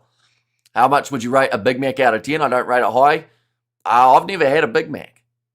I don't like the Big Mac sauce. Or at least I don't like in terms of like sauces, I'm pretty fussy. But I haven't had the sauce, but I know that I wouldn't like it, if that makes sense. You know, when you know. So yeah, never had a Big Mac, so I can't really comment on them. We have got their Xander love Yorkshire puddings and dumplings and my stews and soups. We have got their show us the match for free, please. My son is he's not able to watch. What country are you in, Maeve? I assume you're in Ireland, right? So I think there's a few broadcasting options in Ireland. I want to say there's a free one too, maybe. But again, Champions Cup website, best way to check. Will your mum caddy? Or have to caddy for you? No, my mum plays golf as well. She's on a better handicap than me. So she'll be playing. I should be caddying for her. We have their Shark Suck this season. Says crossboarding and being sports in Ireland. Says I am nutty as the broadcasting option. It's when refs and TMO completely disregard what replays are showing them. Forward passes, obstruction, etc. And serious Hamish law drop there. Serious Hamish law drop. What is that? And we have got there also Sharks Suck this season. Yeah, they haven't had their best run, have they? He wears a welding helmet so we can watch the game in the reflection. Says Xander. That would look a little bit suspicious for the old YouTube side of things, wouldn't it go, Toulon? You're currently only down by 3, but 2 men up. Heading into the second half for about the first 5 minutes. I assume that would have been about the Big Mac for Big Rig, right? And can't watch an Ireland without Premier Sports. That's why I'm in New Zealand with you. Says Hillary. You got a VPN? VPN might be able to get you around it. They may have it on a different broadcasting option somewhere in the world to be able to watch. See, that's where it gets difficult because season pass at the start of the Champions Cup was a good idea. But depends on where you are in the world. Like for me, I think this game to watch costs maybe about 50 cents. Compared to if you wanted to buy this one-off match pass, it would be about $15. The ref is a joke, giving Leinster 2 yellow cards, but not Toulon. Honestly, absolute disgrace, says Jason. So would you say that tackle from Olivon on Ioane was the equivalent of a yellow card, Jason? Because I'd say Andrew Porter's one was justified. Burns' one was for repeat infringement. So, they did get the warning about maybe 5 minutes before that. Caelan Doris hearing from the referee that, look, anything else down here, someone's going to the bin. So he just followed up on that. But I don't know. I think that Olivon didn't make a lot of contact with Ioane's head. So in that scenario, I don't even think they went back for a penalty either. Either world leaders or even world leaders have tried a Big Mac. So here's Big Rick. How can rugby simplify the rules? It's an interesting proposition from you, Hamish. Well, I think they just have to, for one, like leniency in the breakdown might be something to look at. In the old school days, if you were in the breakdown when you weren't supposed to be, players stood on you, players pretty much rucked the shirt off your back, and you knew not to get in those breakdowns anymore on the wrong side, because or else then you became very much so Swiss cheese. So I think that the key is, like, in terms of even the forward pass law, you know, it's one that people don't understand in terms of if there's forward momentum, but the ball has come backwards out of their hands, that's considered fine. Like, that's one of those ones that even the way that they describe that law causes people's brains to malfunction. Ref has been fine. Jason is wearing blue tinted glasses, understandable. Says the Tig. I'd rather have a Kiwi burger than a McDonald's. I'd rather have a Kiwi burger than McDonald's. Funny enough, a Kiwi burger is the name of a burger at McDonald's. Fun fact, here in New Zealand. I've got there, Alexandre has said 6-7. He's seen a meme that the kids are using as has decided that he wants to be hip with the children. Second half of this one is not a mile from taking place. I thought it was only Bot fans moaning about the ref, but Irish also moaning a lot. Says Ben. Yeah, it'll be an interesting second half. I think if they can get through this first about 5 minutes or so without any sort of tries going against them, they'll probably be all right. People understand the four-pass laws. The laws are unrefereeable without TV replays. The ref has been fine. The Tig one is drunk, says Jason. Oh, sorry, the ref hasn't been fine, says Jason. So which one do you disagree with out of curiosity? Because the thing is, from a neutral perspective, I think both yellow cards for Leinster, as inconvenient and as unlucky as they were timing-wise, I think both were justified in this scenario. Looking at it, like, you know, Porter didn't make much of an effort to try and duck at all in his challenge, and Harry Byrne was just wrong place, wrong time as a player who was on the end of repeat infringements. I was 6 afraid of 7 because 7, 8, 9, says Big Rig. And all about the hands end of debate, says Ben. And how many rugby games has been decided by a kickoff? Not many. There have been some of the Champions Cup, though, in the past. I think, was it Munster versus Toulouse about 4 years ago that went down to the kickoff? Or it was Toulouse versus someone anyway, because I remember DuPont was lining up some kicks. It might have been Munster. And I wonder who the people blaming the ref support, says Big Rig. And we've got there as well, who do you think is going to win? I think that if Leinster can get through this 5-minute period, they may be all right.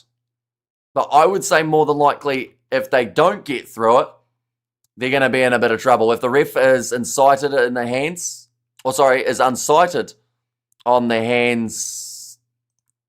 Oh, there we go. We put it up. We gave him a little bit of credit for his 6-7. Now he can bugger off. We've just timed him out. We have got there. You made a mistake and broke the chain. Disappointed in you, man. Yeah, he kind of slacked off. I think he was spamming it. Going copy, paste, copy, paste, copy, paste, copy, paste, copy, paste, copy, paste. And then, unfortunately, just got it round the wrong way. And also, he needed a breather. He was doing a lot of work. Probably the most work he's done in a long time, I would think. We've got there Munster versus Toulouse. Munster versus the Sharks and the URC, says the Tig. But we will go back to Thuds Race 1 now. If the ref is unsighted on the hands, all they have to judge a pass is location of the pass and the receiver. And Toulouse Munster says, I am nutty. And also, I was 6 afraid of 7 because 7, 8, 9. That's an old school joke, isn't it? That one. But Harry Byrne off the field for another 5 minutes or so with that yellow card. And Andrew Porter in the same boat. These two men receiving cards only about a minute from each other. But Leinster have not conceded as of yet with 13 men on the field. They have conceded with 14 men on the field. But now, second half gets back underway. It's been a long first half and halftime break too. We are currently an hour and 10 after this match did start. So there's been 30 minutes of halftime and stoppage. Leinster are playing themselves now. Scar tissue from the past losses is what they have to overcome. Toulon's away record has been mucked the last 4 months, says Tig. Although Leinster, someone mentioned at the start, they have never beaten Toulon, which is quite an interesting one. I'm not sure how many times the two sides have played. Toulon have never lost to Leinster, says I am nutty. There you go. I know Jimmy Carr researched the oldest joke that still gets laughed today, and it's over 2,000 years old. And your rock man, keep up the energy, says from there. Thank you very much. And we are going to be back for the Challenge Cup game just around the corner between Ulster and the Exeter Chiefs. We'll get to see another Irish side in action. Has any replacement come on yet? Osborne early on came on for the injury of Henshaw. Currently, Leinster are on the attack, 22 metres out from Toulon's line. They have to be very careful not to go too extravagant here, Leinster, or else it can create that counter-attacking opportunity. Jack Conan joining the breakdown. Doesn't seem like too many times here that Toulon have decided to try and go for the steal as of yet. It was the ref, Luke Pearce, the man in charge of this one. Now going across to the right-hand side. Crowd asking for a penalty. Referee does not oblige. Thomas Clarkson driven backwards by Tui Thuvu. About 3 men joining that breakdown for Leinster. So I think we're going to see a lot of one-pass attack here just for the next couple of moments. At the end of the day, they just have to wait for Toulon to give away the penalty. Gary Ringrose can't go through. Now Gibson Park back across to the hands of Kerr. Tell you what, if they score now, Leinster, that will be a huge confidence booster.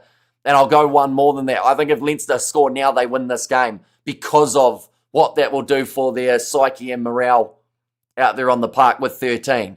Gibson Park away to the left-hand side. Passes on one more. Close to the sideline. Big driving tackle on Hugo Keenan.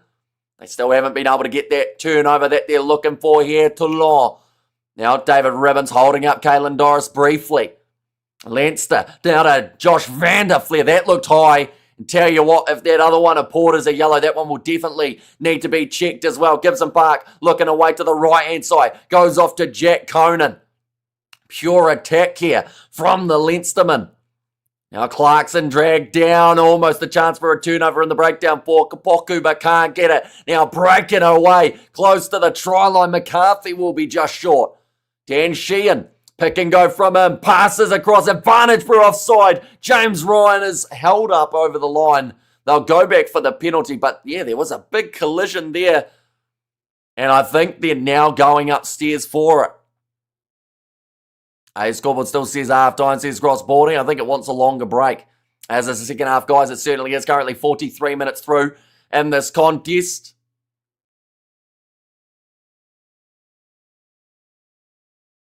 Right. Is there going to be consistency? Because that was a little bit high from Teddy Malbonnet there. Josh Vanderfleer was slightly falling, but it's still upright enough to at least be a penalty, I would think. Like they've said, not a lot of mitigation. It's high. And it is going to more than likely be that yellow card. Luke Pearce has ruled it as such. And Pearce is the most inconsistent ref, says Homeless Guy. Well, he has just equaled a little bit of the playing field with another yellow here for, this time, Toulon. The yellow card now given. This game has become 14-13, which could have been the scoreline had Toulon got their last kick over. So now it's still, right, what do Leinster do here? I think you go quick tap, put the pedal to the metal, and try and go for that next big attacking play. They actually look really solid throughout their phases just before. And review says, Joseph, I think just a yellow card. I haven't heard any sort of bunker review or anything really mentioned in this game as of yet. So I'm not even sure if they have it. Aren't sure how neither of those yellows didn't get an off-field review. Says Studs Race. Quick tap taken by Jameson. Goes and Park now Sheehan. Tackled by Sinclair.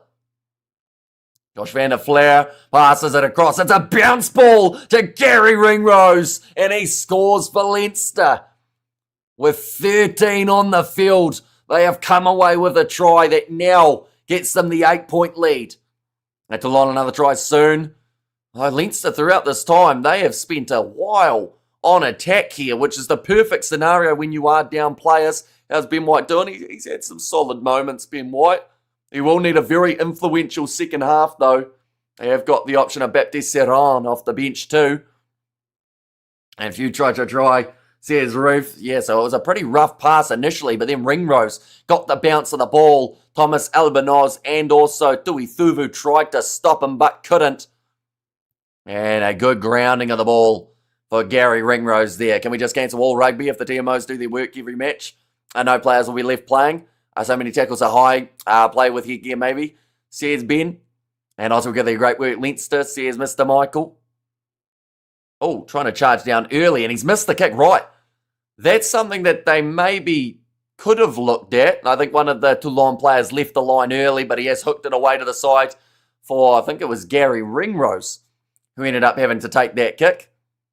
And also we have there, Hamish, you're warming up this cold afternoon with your hot commentary, says Ruth. But now, Leinster, I believe they are still patiently waiting for Andrew Porter to make his way back out onto the field. Now Thomas Albanos.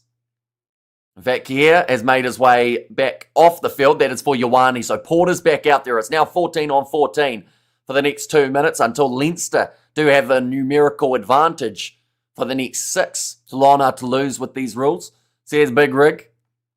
The ball is in the hands of Toulon. Round the halfway line. Ben White on across to the left.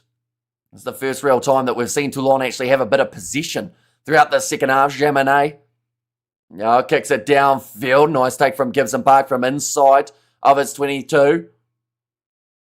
Gibson Park, a lot of time to be able to work with. Kicks it way downfield. Jaminet decides to take it quickly for Albanos, stepping through. Tackled eventually by Caelan Doris. Surely James Gibson Park is better goal kicker than Ringrose. I would think so. Definitely from as close as they were. And now Ringrose rushing up to try and make that tackle to Ithuvu. He has scored a try for Leinster in this game, for Toulon in this game already. Their lone try knock on from Jean-Baptiste Grue. They'll go back now for the penalty. There's bad kicking, says I am nutty. Now 50 seconds remaining. Okay, so it wasn't a forward pass initially, even though I think it would have been had they checked that there is a bug that is trying to enter my mouth hole, which is not ideal. RF all good again, says Ben. Yeah, people seem to not mind him now after that last yellow card. But Josh Van der Fleer, he will make his way from the field. No South African can mock any team. Someone called Doris in their lineup. Not when the Box have a Elizabeth and a Jessie. Who's the Elizabeth? I assume that's Itzebeth, right? We have there, Rick was 62-12. Final score, says Bruce. So a bit of a one-sided affair in that department, which is not what we have seen here. But Leinster are back to 15 now on the field. 6 minutes left of that Toulon yellow card. And this is where they can really mount some offense, Leinster. I mentioned how if they scored during the time with 13, confidence-wise, may be enough to carry them through the rest of this game. But this next 6 minutes, one more try here, could be the big difference maker. Gibson Park puts the ball in. But Josh Van der Fleer, he is off the field for Scott Penny, and penalty for Leinster. Right, this is now decision time. 40 metres out from the line. Harry Byrne is back out there on the field, so you've got your kicker if you're Leinster, but you also are in a scenario with a man advantage. They're going to kick for the 3. I can understand it. I don't know whether I like it, though. I feel like now would have been the perfect time, while Toulon are missing one man, to just go that little bit more aggressive. 3 points from here, though, would give them, it would be an 11-point lead. That's kind of a in-between stage, isn't it? But I guess it takes Toulon out of a penalty and a try in terms of the equation. I think another try would have done that as well, though. But Harry Byrne now to line up this kick. We're about to find out, was this the right decision for Leinster? It at least has gone over. That's the first step for Harry Byrne. 22-11 now, the way that the scoreline says. Go for the corner, says Mr. Michael. And there as well. I'll be happy enough with that. 4 minutes 40 still remaining on the yellow card of Toulon. So still time to get another attack going. And great game management from Leinster at the start of the second half. I should see them at home, as you said. Honestly, this Toulon team regularly lose by 15 points away from home, says the Tig. But yeah, the way they kept their composure, Leinster, throughout that first 3 minutes of the second half, and they looked like they were attacking with 15, but the reality was they were missing 2 of their players, and they were still looking like the more dangerous team early. Well done, says Mr. Michael. And it's a tight head knee on the ground there. Don't understand these scrum calls. Says Studs Race. Yeah, I feel like scrums are a little bit in the same boat as what we mentioned earlier on about the laws and the interpretation. How, we've got the benefit of seeing it from a wide angle above. Referees have to make that split decision. Luke Pearce scrum-wise here seems to be a little bit 50-50, I would say, in terms of some of the choices made. Line out throw here for Toulon. As their replacement. He does have to throw that one in. Lucasiu they have brought on just while they have got the yellow card time. Out going left-hand side.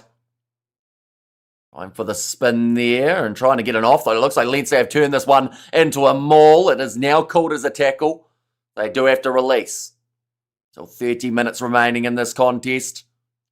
On the way to the left for Toulon. Got on the halfway line. And this is the situation where Toulon have to do a little bit of what we saw from Leinster, and that is just keep possession. Don't give that ball away or do anything too random throughout the next kind of 3-minute period. Get back to 15, and then that's when you try and fully get back into this contest. But just don't concede, I would say, is Toulon's biggest thing here. Albanos will kick this one downfield. Taken by Hugo Keenan just outside of his 22. He will return fire. Will they kick down to the opposition 22? Will Leinster have their last 15 minutes magic and score a few tries? I don't know. I'll be honest. They've had some good moments in this game, Leinster. Maybe if Toulon fall over in the later stages, Leinster can get themselves a few tries. But I feel like this one's got potential of going close if Leinster don't score within the next kind of 10 minutes or so. It's a kick attempted in behind for Ringrose, but it is charged down by Toulon. And now they have got themselves the possession back about 40 metres out from Leinster's line. Carry from Mizo. Off to the right, Jaminet again is looking for the kicking option, playing a bit of territory, and it is a good kick going towards the line, although it just about, yes it does, goes into the in-goal area and rolls into touch. That ball just kept on turning over for Jaminet. See the grimace on the face of the French 15. Knows that was probably the big moment there where a side just needed to keep that attack going. Hasn't worked out in his favour. That looks like a bit of a leg injury here for, I want to say that's O'Brien, who is down. Looks like he's pointing to something in the hamstring here. A couple of poor chip kicks there. See how it starts race. I've all mentioned that they have already made one change. Jamie Osborne made his way onto the field for Robbie Henshaw's injury. So to lose Tommy O'Brien as well here, more than likely that would bring Sam Prendergast onto the field. But there's also that question of what will be next. Robbie Henshaw, of course, will not be playing in the game next week due to that head knock that he suffered. So that takes him out of the equation for the Lions matchup. If they were to lose O'Brien, that's 2 backs that they now have to find replacements for. So another 80 seconds left of the Toulon yellow card. So far, it hasn't cost them too badly.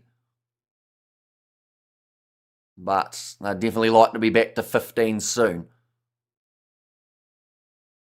I'm just looking through. I think Scott Penny's still the only forward replacement we've seen. We briefly saw Kerr off the bench for Andrew Porter's yellow card. But outside of that, I don't think we've seen any other switches. They've still got some decent options. I'll tuck the arms in. They've got Alex Soroka, another guy that they can go to there. And extra 10 to 15 minutes of game time due to Leinster. Says I am nutty. Well, it was quite a long first half. The first half plus the halftime break took an hour and 10 minutes, which normally you're looking at maybe an hour max. But there was that stoppage for Robbie Henshaw, which resulted in, him being down for maybe, I'd say 4 or 5 minutes, which, at the end of the day, you can't help that. You want to put player safety as the top priority in that scenario. There's been a few TMO checks, which probably have made up for the other 5-ish minutes. And then, like you said, another injury there Probably taking about 2 minutes. Let's go Leinster, says Gary Miller. Now they've got an attacking chance after the mistake made by Toulon, kicking that ball dead. 45 metres from their line, Leinster. They've got the scrum situated. Oh, no, they're not even going to need to use their set play. They win the penalty again in the scrum. It is the final of these two comps. So the Challenge Cup final will be taking place on the 23rd of May at 7 a.m. New Zealand time. So that'll be 22nd, 9 p.m. for you guys in South Africa. And then the Champions Cup final will be taking place 2 a.m. 24th of May, so 4 p.m. on the 23rd for you in South Africa, and also roughly the same time in the UK, although a couple hours earlier, I believe, in terms of time zones. We have there Oz. We'll win the World Cup with Lomax and Suoliti, Angus Crichton. All the lead boys coming for the Union in 2027. Yeah, they could have a very interesting looking team. The Aussies heading into that World Cup, a much stronger one than we saw in 2023. It looks like the reinforcements are about to be released by Toulon. Looks like about 6 players who are going to make their way out. However, they see him pretend to tackle coming on. Toulon handed a lifeline, says Powerbite. Powerbite 92.5. What happened to your other account, Powerbite? Did it get, I'd assume suspended on YouTube or something, right? Normally you don't have your 5 on the end. Going away to the right-hand side. Back line movement, loose ball picked up by Toulon, but they go back. Oh, the initial blow of the whistle. 23rd weekend, okay, that's not long away. Says Haino. And don't forget how Australia pulled South Africa's pants down, says Stasi. We're just going to see it now. Pass from Osborne. And Byrne was just trying to get that pass away quick enough, but rushing up was Sinzel. Put the pressure on him. But yeah, the way that it works out, the Champions Cup is the week prior to quarterfinals and everything in the URC. So you finish your URC comp with the regular pool stage matches or the regular round robin. Then from there, you play the Champions Cup final. If you are Leinster, they are the only side that can be in that scenario. And then you go straight back into the quarterfinals. And it's one of those ones that can be absolutely brutal because you can get knocked out of 2 competitions across 8 days. How's Leinster played so far? I'd say they haven't been their best, but they've done some things really well. I think particularly protecting that ball in the breakdown up against a jackling side like Toulon. They have managed to control the breakdown quite nicely. Penalty goes against them at scrum time now, though. Leinster and Toulon will get themselves the penalty. They are back to 15 men on the field as well. Currently 11 points separating these two teams. Leinster have scored the 3 times, Toulon just the once. A couple missed kicks across this game as well. See it there. I think that was Jean-Baptiste Gros. That big push there at scrum time. Ball is kicked in a touch now by Toulon. Seron yet to make his way onto the field. I don't think it will be a mile away. As we see Gigashvili, he makes his way on. We see, who else have they got out there? I think I saw Zach Mercer. He's going to be making, Jack Conan limping off the field here. Another change, that'll be Alex Soroka. Leinster starting to run a little bit low in terms of injury replacements here.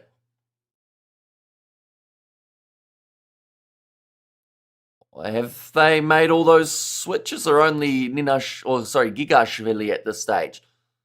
Looks like some of the players got to wait a little bit longer. In fact, Baptiste Seron now on the field. He was one of the multiple replacements that did get made alongside that man, Zach Mercer. Now running forward, it is Abari. Looks for the... No, never mind. Didn't look for the pass. Only at the wrong time. It was a knock-on from Juan Inacio Brix that was poorly done by Esteban Abari off the bench. I have no idea, Hamish. I thought this was my one and only account. I suspect CIA shenanigans. And we have got there, are all lucky Australia are to stick and want to play league mostly. It was Union First Australia would have the win record on New Zealand probably. Says Darcy, and the official attendance figures for today's game, 38,555. That's a good crowd for this contest. They do win this game, Leinster. I wonder how many people will make the trip to Spain to be able to watch that Champions Cup final. Yeah, Juan Inacio Brix was trying to say that he didn't actually touch that ball with his hands. But 24 minutes now left. between these two sides, there is another game that is kicking off in around an hour, and that is going to be the contest between the Exeter Chiefs and Ulster. We are going to be covering that one on the channel too, ladies and gentlemen. I think they're just showing the replay again. I think they were maybe arguing that he did get pushed there, Juan Inacio Brex, and that is to the reason why he did drop that ball. A little bit of an early shove from Ringrose. Egg on my face. And I told Toulon, Haino, I thought Toulon would win. This game's not over. 24 minutes is a long time in a game of rugby. But this is where Toulon, I would say they need to score before 65 minutes and need to stop Leinster from scoring before that 65-minute mark to have any chance of coming back. Or else Leinster will look to just close out this game. Still 25 minutes. Toulon has some players. So it starts raising. Yeah, already we saw the impact of the players off the bench. Serron went to Mercer, who pierced the gap. Abadi had a good run there too. Now we're going to see the scrum replacements in action up the front. Last 20 minutes, Leinster choke time annually. Says I am nutty. Now James Gibson Park. Put this ball in, lots of time to go. Leinster need to score next. Says Jordan. Yeah, we've still got enough time for 4 tries in this game at least. If these two defences start to open up. Whether or not they do though. Oh, it's kicked out on the full from Jameson Gibson Park. Or was it? No, sorry. It was just inside of the 22 for the initial scrum. So he was able to kick it out. Look what they did with the old James O'Connor. Imagine if it was a Maura Cleary or Cherry Evans running ship. As an old James, all the guns from Australia League, Thurston, Cam Smith, Locker, take your pick. Says Stasi. Well, I think the unfortunate thing for Australia is it wasn't. Is the reality for them. They have struggled in union for the last, sounds harsh to say, but probably about 20 years. Yet all those guys from league don't really bat an eyelid at switching over. It's only been recently that we've seen some guys start to consider rugby union, and perhaps that is because of that Union World Cup coming up. On home soil makes it nice and easy too. But yeah, a lot of those boys, they are happy enough collecting their millions in the NRL and having a bit of time off. 2001, I was made the final. 2015, says I am nutty. I just had a king double whopper. Says cross-boarding. Nice take there from Jaminet. Serron and Mercer off the bench is telling Toulon, targeting the final 20 minutes. Yeah, they want to finish this match well. And James O'Connor moving to the Sharks. Says cross-boarding. Now going away to the left-hand side. Albanoz going for the kick downfield. Wasn't really a 50-22 attempt there, Albanoz. It was more so just a trying to gain territory, but hasn't worked out. They are driven back inside of their own 22 here. Jaminet goes for the kick down the middle again. The problem Leinster has got, as the phase play has also been patchy this season. Also Tomaso Allen says cross-boarding. That is a nice kick from Byrne inside of his 22. Back into a bit of kicking. I don't think Leinster will mind this. Being up by 11, your opposition want to engage in a kicking battle that they currently haven't asserted much dominance in. I think you use up those seconds every chance that you get here if you're the home side. And now 21 minutes remaining on the clock. Charles Olivant, he's had a quiet old day at the office, at least in terms of the big moments. But there is, once again, still time. Rugby, you cannot until the game starts, and then you can't wait until it finishes. When you are in front, says Mr. Michael, driven into touch. Toulon defended well by Leinster. Harry Byrne says cross-boarding. Red card, Leinster ref. Says cross. And that is a well-driven maul towards the sideline. Alex Soroka heavily involved in it. We see it here, that rolling maul. Initially, it was always going a little bit sideways, but Leinster just almost exemplifying. Is exemplifying the right word? I feel like that's the wrong word in that scenario, but they're just really pushing it sideways. Works in their favour now. Leinster with the line-out throw around the halfway line. James Gibson Park. Oh, big collision there with Gary Ringrose, who has knocked the ball on in contact. All looks like a slow game today, says Joe Mann. It's been a fast tempo, just a little bit lower scoring, I would say, between these two sides. You won't have much of a break before next game. It'll be a solid one. It will be about a good 25, 30 minutes, which is more than we normally get. So yeah, I'll take that every day of the week. There was the streams the other week where every single time we were going to have a break, there was pretty much something that made the game run longer. Oh, arm round the neck of from Albanoz there on Ringrose, I think is what the crowd are asking about. I want to see Leinster go wide and attack, says Jordan. And that is going to be the penalty awarded to Leinster in this scenario where they can potentially look for the 3 to lead by 14. Leinster basically defending their lead. I hope it doesn't backfire on them, says Ronald. Oh. Okay. Jeremy Sinzel has gone over disagreeing with the referee. And Luke Pearce has pretty much said if you're going to keep on talking like that, you can leave the field. And Borfest, Toulon left their worst for last, says Ben. See, I haven't minded this game so far. I think it depends on either who you go for or what type of style of rugby you enjoy.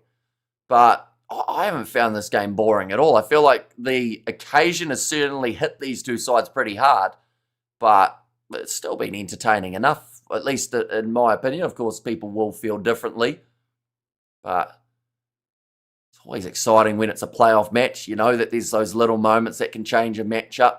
Harry Byrne lining up this kick and has missed. So they won't lead by 14. Instead, it will stay as an 11-point lead here for this side. Oh, it's a lineup of the games tonight, Amish. So there is still Exeter Chiefs versus Ulster. That is going to be taking place in around about an hour's time or a little bit less than that.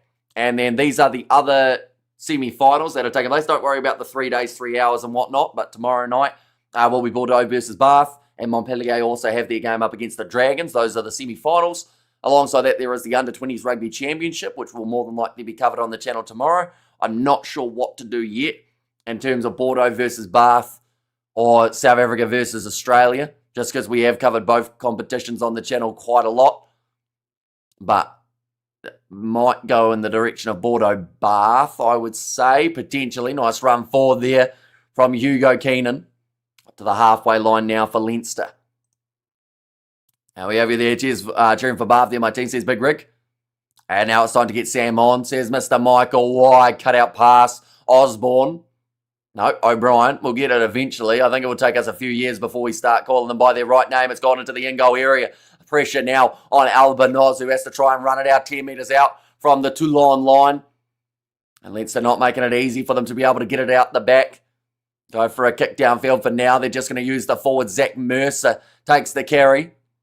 And notice how the Leinster coach was eating biltong for second half. They have a good chance, says Gary.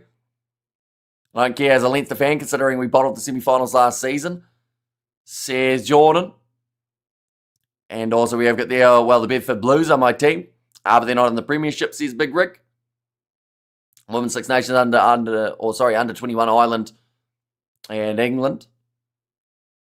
But the step there from Albanoz just got him out of his own in-goal area. 17 minutes now remaining in this contest. This time continues to tick down. Leinster, one try here will win them this game. Just whether or not they can score it right this moment, or whether Toulon has still got a chance of turning it around.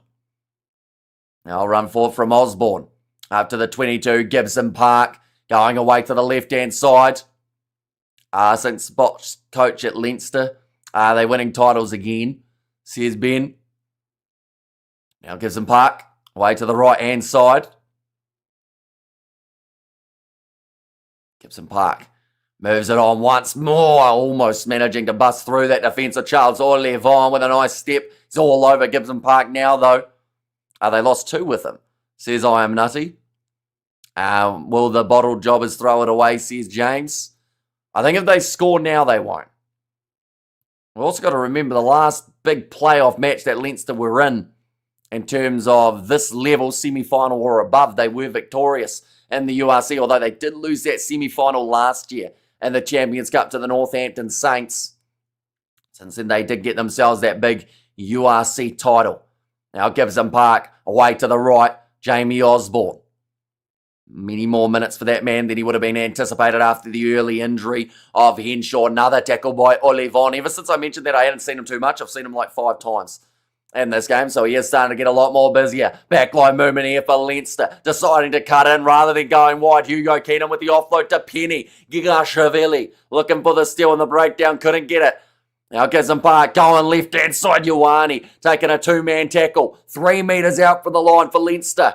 And they have got the penalty advantage in play. Now Penny again, dragged down by the Georgian. The crowd, all 38,000 of them, getting behind this Leinster team now to cross the try line. Andrew Porter, is he going to pick and go? Yes, he is. Does get dragged down just short by half a metre. Now Penny looking to both sides. He's going to go himself. He was initially short. It looks like he's ended short as well. They've got numbers to the left-hand side here for Leinster, and they may look to try a little bit of a trick play here. Oh no, in fact, they're just going to genuinely go left. No, never mind. Gibson Park looking both ways. He can't decide where he wants to go. Now goes to the left-hand side. Just short of the line again. Toulon told to get out of it. This is brilliant defence from Toulon, but for how long? Can it hold on? Only 2 metres. In fact, less than that from the try line. Again, Leinster have dropped the ball, but they'll go back for the penalty advantage. How are Leinster doing today? I was teasing and joking with their bottle comments, says James. They've done all right, all things considered. They had 2 men off the field at one point near the end of the first half. They did score during that period. Disrespectful to Northampton to say Leinster bottled it last year. Northampton were superb, says Tig.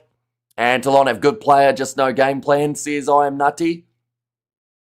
Yeah, they just seem a little bit lost at the moment in terms of what they're actually trying to do. They have kicked for the corner here, Leinster, so there is no denying what they are trying to do. They're trying to win this game from here with a try rather than a 3-pointer. Line out about to be thrown. Although first we are going to see a change or two. Looks like Gianmarco Lucchesi will make his way on. And that is going to be the replacement hooker. I think Leinster need more depth, says Martin.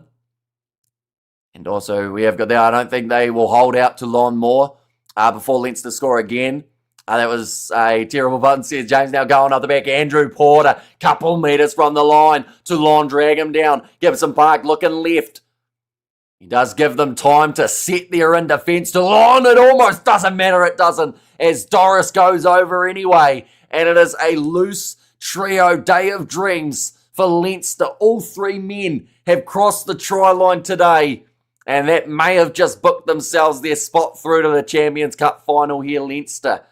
This is the part of the pitch where they made the mistake against Northampton last year, says Jordan, but they certainly haven't made the mistake this time. Doris just outstretches and gets over that try line. Early on, it was Jack Conan. Then it was Josh van der Flair. And now Doris, like I said, completes the clean sweep for the men in the loose forward trio. Leinster must win. The French must not win the URC, says Yanni there. And job done, says Mr. Michael. And yes, says Gary. And there too. But now, with just the 12 minutes remaining, Leinster lead 27-11 with a kick to come for Harry Byrne. And that one has gone over as well. 29-11 points difference of 18 now between these two sides. Are Ulster in the Challenge Cup semi? How are they doing? Who's the other semi-final in the Champions Cup today? So Champions Cup next game will be taking place in around 22 hours' time. That will be Bordeaux versus Bath. But yeah, Ulster are in the Challenge Cup semi-final up against the Exeter Chiefs. That is the next game that we will be covering on the channel. That one's kicking off in 45 minutes. And never mind, come on, Leinster. Hopefully this will win. This win will kick on the rest of the season, says Jordan. Yeah, a couple more wins in the URC would put them right near top contender. Often does 6, 7, and 8 score tries in one game. Not very often at all. Normally you'd see someone get, one and maybe another man. But to complete the clean sweep in the loose forward trio, it just shows the work that they've been doing out there on the field when it comes to close to the opposition goal line. For Leinster, Toulon, I'll be honest, I haven't seen, I don't think, enough of their loose forward trio. Shioshvili in their number 8 jersey. Olivon, he's become a little bit more evident in the last maybe 15 minutes or so. And then Junior Kapoku, a man who's actually had some pretty solid games from the number 6 jersey, just hasn't been as busy as they need him to be. Like I mentioned earlier on, not a lot of turnovers in the breakdowns for Toulon either. The penalty will go the way of Toulon, though, for a tackle off the ball. 11 minutes to go. They need to get a try very soon. Also, do you watch much Premier League? Just more pure rugby? I haven't watched a game in the Premier League, I think, for the last maybe few years. Nothing against the competition. It's just more so timing-wise. When we're up at a random hour of the night, it's normally to watch a game of rugby. So a lot of the time, like, I wouldn't be able to tell you who's at the top of the table at the moment in the Premiership. Or in the Premier League, sorry. I know that the team that have been doing well is struggling. Was it Arsenal? Someone said that they might get relegated. I think it was Arsenal anyway. I could be wrong. But now rolling more here for Toulon. Zach Mercer can be a bit of a game changer and already has been decent in that replacement role. Baptiste Serran, he scores the try and Toulon are back in it. This game is not over, ladies and gentlemen. There is still time for the potential comeback, but that'll make the score now 29 points to 16. And game over. Congrats, Leinster, with another final, says Ben. Although, maybe, just maybe, Toulon are trying to change that a little bit. They might be back to down by 11, but Baptiste Serran sold the dummy as if he was going wide with the pass, then went himself. Scores the important try. Now, Jaminet. Night final for Leinster, says Paul there. Yeah, that one has hit the post, but still gone over for Jaminet. So that'll make the score now 29-18.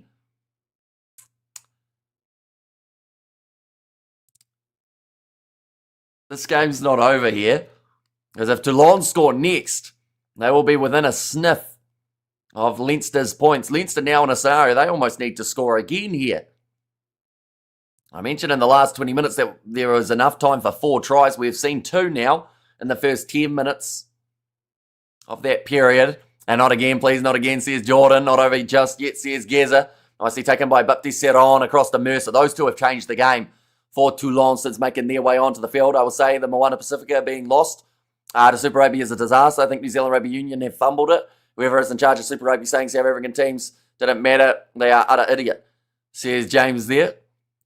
Picked Leinster before kickoff, but won't write off a fast finishing Toulon. They've currently got themselves their own session inside of the 22. Baptiste Serran will roll it back, and it looks like the kick towards the touchline is the Serran option. Goes as high with it as he can. In fact, he's not going for touch. Keeping the ball in the field of play. Taken by Hugo Keenan. Looks for the offload to Sam Prendergast, who's been given 12 minutes at the end of this game. Now gives him back short side. Not a lot of space for Keenan to be able to work with. I think he called for the pass initially as well. Serran told to be careful in that breakdown, but he is looking for some sort of game-changing moment again here. Am I right for that opinion? Do a majority of New Zealanders and others feel Super Rugby is suffering without South African teams? I think it depends on who you talk to. It's like most things in rugby, how if people feel the opposite way, no matter what's said, no matter what stats said, it's not going to change their mind. Jaminet breaking the line again here. Now back across to the right-hand side. Thomas Albanoz. Osborne just about manages to roll away in time. New Zealand Rugby Union should have nothing to do with Moana Pacifica. Need to concentrate on fixing New Zealand Rugby. See it starts race now back across to the left-hand side. Now Juan Inacio Brex. Seeing a lot more metres being made by Toulon in the last 5 minutes than they have made throughout the rest of the half, which is a bit of a concerning one for Leinster. They have to hold out here. Find a way of getting that possession back. Big run from Ribbons. Serran, he's taking a shot to the midsection there, Serran. Looks like he's in a bit of discomfort now, moving it on again. Jaminet. Leinster are struggling now, says Jordan. South African teams may also be losing out, not competing against New Zealand teams, says Tron. Now backline movement here. Juan Inacio Brex.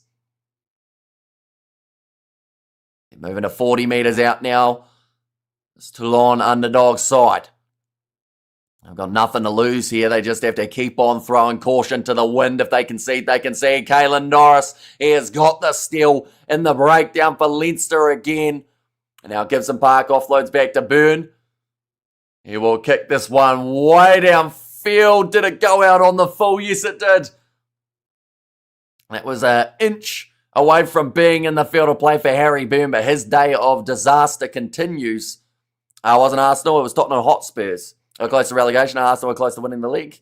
Okay, so they were the big team. See, that's how much I've watched the Premier League this year. And good for Leinster, it means they will not focus on the URC, but the big Champions Cup title for the big boys. Leave the little title for average small boys team in URC to win. Who has hurt you in terms of the URC, Ben? That seemed like it was very much so like a response to something that's happened in the past that has really either put you off the URC, or there's a side or a team or something that hurt your feelings. Now, line out throw here, nicely taken by David Ribbons. I like a Harry, that was close, says Jordan. I'm glad to see your soul is back in your body. Have you been eating prune juice? I don't think I've ever had prune juice. Does that put your soul back in the body? That's a loose ball. Kick downfield from Osborne. But again, they'll go back for the penalty. They're entering through the side against Kia there. See, I'm in Ireland, so the Premier League here in the Republic of Ireland is quite popular. Can't get away from it. Says James. New Zealand teams are unhappy. South African team's not there anymore to hammer. I know they can only do it with Australian teams, says Ben. It's watched in every pub, says James. Yeah, see, here in New Zealand, I don't think you get many pubs. Well, to be fair, many pubs aren't open at the time that the Premier League's on. So that's probably the reason that we don't see a lot of it here. We'll see like highlights every once in a while, though. And about 10 metres out from the line, Toulon with 5 minutes remaining here. There is another advantage against Leinster. This game could go right down to the wire if Toulon, oh no, Baptiste set on, slipping. What an offload, though, from the turf. Now cross kick attempted, goes out wide, defense from Sam Prendergast. He misses the tackle, and Toulon score the try. They are back in this game, ladies and gentlemen, and every time they cross that try line, they run back to the halfway line because they know this game is not over yet. They are 6 points down. This is an all-important kick here. This would then mean that one more try for Toulon would win them this Champions Cup semi-final. What game, Hamish? Is the Under-20s World Cup? Oh, what next game? So in the Under-20s Rugby Championship, it is going to be New Zealand versus Argentina, and then South Africa versus Australia. How long is to go? 4 minutes left on the clock now. Leinster had an 18-point lead. That has become 6, potentially becoming 4 if Jaminet can convert, which he does. 25-29, 4 minutes remaining. A try would win it for Toulon. A 3-pointer would make Leinster feel a little bit more comfortable, but it would not be over there yet. I hope we don't go to extra time. I've just had the realisation that if Leinster take a 3-pointer and then Toulon get a converted try, we're probably going to the extra 20 minutes of play. I don't think these two sides have enough energy left in the tank, although Toulon in the last maybe 10 or so minutes have looked like the freshest side. Hang on. Time is off. What is this for? No, never mind. Time is back on. We're back underway. Thought for a second something was going to be checked there. What game are you doing next? So next game that we have got is going to be Exeter Chiefs versus Ulster. That one is kicking off in around 37 minutes time. I've been together in that team, says John Kelly. And Sam pretend to tackle, delivers yet again, says Power Bite, going up for the high ball. Slapped back by initially Leinster, but then Toulon managed to take it back. 3 minutes remaining, Mercer, driven towards the sideline. Baptiste Serron, I will say it again, the bench has made the difference here for this Toulon side. Rolling it back, Baptiste Serron, box kick, Leinster chants are ringing out around the Aviva. Now going up for the ball was Keenan. That one is in the hands of Toulon, so a bit of a territory gain. Now away to the right-hand side. Running up the middle. It would be funny seeing Leinster knocked out. Says I am nutty. Leinster wobbling bad, says the Husky. They did the hard work in the earlier stage of the game just to now let it slip. Toulon, they are knocked down and out. They still want one more. Way to the right, Albanos in behind, Jaminet, missed tackle from Ioane, missed tackle on the outside as well, big carry from Galdriani, look for a risky offload, And it is going to be the knock-on there, double knock-on. In fact, Leinster will have the scrum feed. Tell you what, Joe McCarthy, for a man that's played 78 minutes of quite fast-paced rugby, he covered a lot of turf in a hurry there out wide, knowing how crucial it was. Rico Ioane the same. He missed the first initial tackle, but he was steaming back to make the tackle there. Will Toulon come back? They have all the opportunity to be able to do so. Toulon's bomb squad has made a massive difference, says Gez, and you wonder, should they have made those changes just a few minutes earlier in this game with what they've been able to do throughout recent times? 2 minutes still on the clock though, ladies and gentlemen. Anyone who hasn't already, be sure to hit that subscribe button. We're going to be back for the final of this competition, so it is certainly going to be a hectic one if it's anything like this game. There have been times where it seemed like Leinster were letting this game slip. Then there have been times where they seem fully in control, and now we're back to a little bit of a weird 50-50 situation. How Toulon have the momentum. He is screaming at his forwards there, Baptiste Serron. He is asking for them to get going and put in that big push. Why is the game stopped? There was a knock-on, and I think they were dealing with a bit of an injury. But now we are just about to get back underway for that scrum. Are you doing, Ulster? We certainly are. That game kicking off in around a little bit longer, about 34 minutes time till that one gets underway. And that is up against the Exeter Chiefs. That'll be a good match too. Hopefully as close as this one. Leinster struggle closing out games, he's homeless guy. And yeah, this one is definitely a game that they want to close out. Semi-final of the Champions Cup, a competition that they got knocked out in at the same stage, at the same location, pretty much a year ago. Now, run for Jamie Osborne.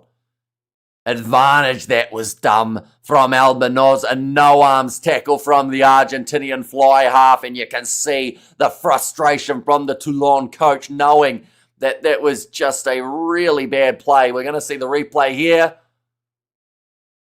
Yeah, he just doesn't wrap. And there, Thomas Albanoz. It's a rookie era. And it gives Leinster a big chance. They have kicked that one into Dutch. Leinster make the final, but no way. They're going to beat either Bath or Bordeaux, says Ben. And even 1 point, says Mohadeen, and bring on Johnny W. But now line out here, 45 seconds remaining. Leinster will be watching that clock like a hawk. Because as soon as it reaches 80, you get that ball and you kick it into touch as soon as possible. They have to win this line out though. And it has been claimed, a little bit shaky, but it is still on the side of Leinster. 28 seconds remaining, and this will come to no surprise for anyone. Leinster just looking to use the phases here and then eventually put it out. They won't go for any risky play. Toulon will go for a turnover any chance that they can get, but I would say they've only got 2 more chances to do so here. Leinster still with the ball. They were wanting the penalty for the player not rolling away, but they will not be awarded it. Jameson gives them Park. He will go back into the pocket. They will kick it into touch, Leinster, and by 3 points, they will move on to the Champions Cup final.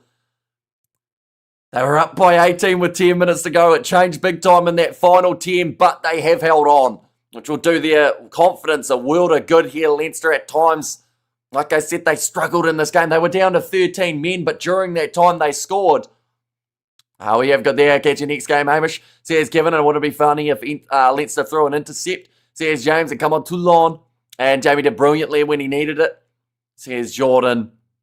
And there too. 4-point victory rather than 3 points. The maths was a bit off there. 29 points to 25. The end of this game. Toulon, their journey in this Champions Cup has come to a close. They did make it further than a lot of people felt they would when they got drawn with Glasgow Warriors in the quarter-final. But Andrew Porter having a conversation there with the cameraman. He's had an eventful day at the office. Go Leinster, says Tropical. I think same as bedtime for me. I can't believe they got rid of Kieran Frawley and Ross Byrne, says Barry B.